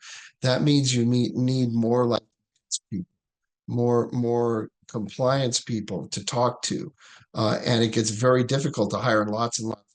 We got a really good team. It's way better to leverage some technology and have some really good chatbots in some of these departments. Students expect it now in America. They expect to be able to just log on to chatbot and say, what classes to take at this point to get this degree or do stuff. It's a practical thing that we all everybody's dealing with as well. And to my mind, that makes it exciting. So what I thought we would do, and to close out, before I hand it over to Global College, I want to talk a little bit about future events. I want to speak to the students that we have here. We have quite a number of students we've had, and students who will be listening to the recording of this event. And to understand you finish a workshop like this with the really profound truth that this is Sofia University. We're all university, faculty, students, grad students, professors. I mean, we're at a university, and a university is fundamentally a community of learners. It's a group of people that are learning together. It is not a business. It has business aspects, but a university is not a business because it's not a customer relationship, not like you're selling to a customer. At a university, you're a family. Once you've been part of a collection like this, and you've been part of Sofia family, do these things, you're part of the family for life. And I always want to take this and say that come to these events and go through the life cycle events at Sofia, that you join the Alumni Association, you look to the student service and involve yourself in the life of your school. Because being a member of the Sofia family is a valuable thing, even long after you graduate your studies. So congratulate everybody on the panel. Thank you, Robert, for your fantastic thought leadership. Yujia, of course, the heart is just brilliant stuff. Make sure you send a publication around to everybody so they can see the actual published work this. That's really important. To Jen, that was just an incredibly deep conversation. That was just so much to see this really drill down. And Samane, thanks for ending this out with a good general explanation. This has been a great series, and I thank you. Appreciate everybody's patience. Let me turn it over now to Chris, Global College team, and they want to say a few things before we're done. That's it. So, Chris. Thank you, Dr. Bell. Thank you, everyone. Michael.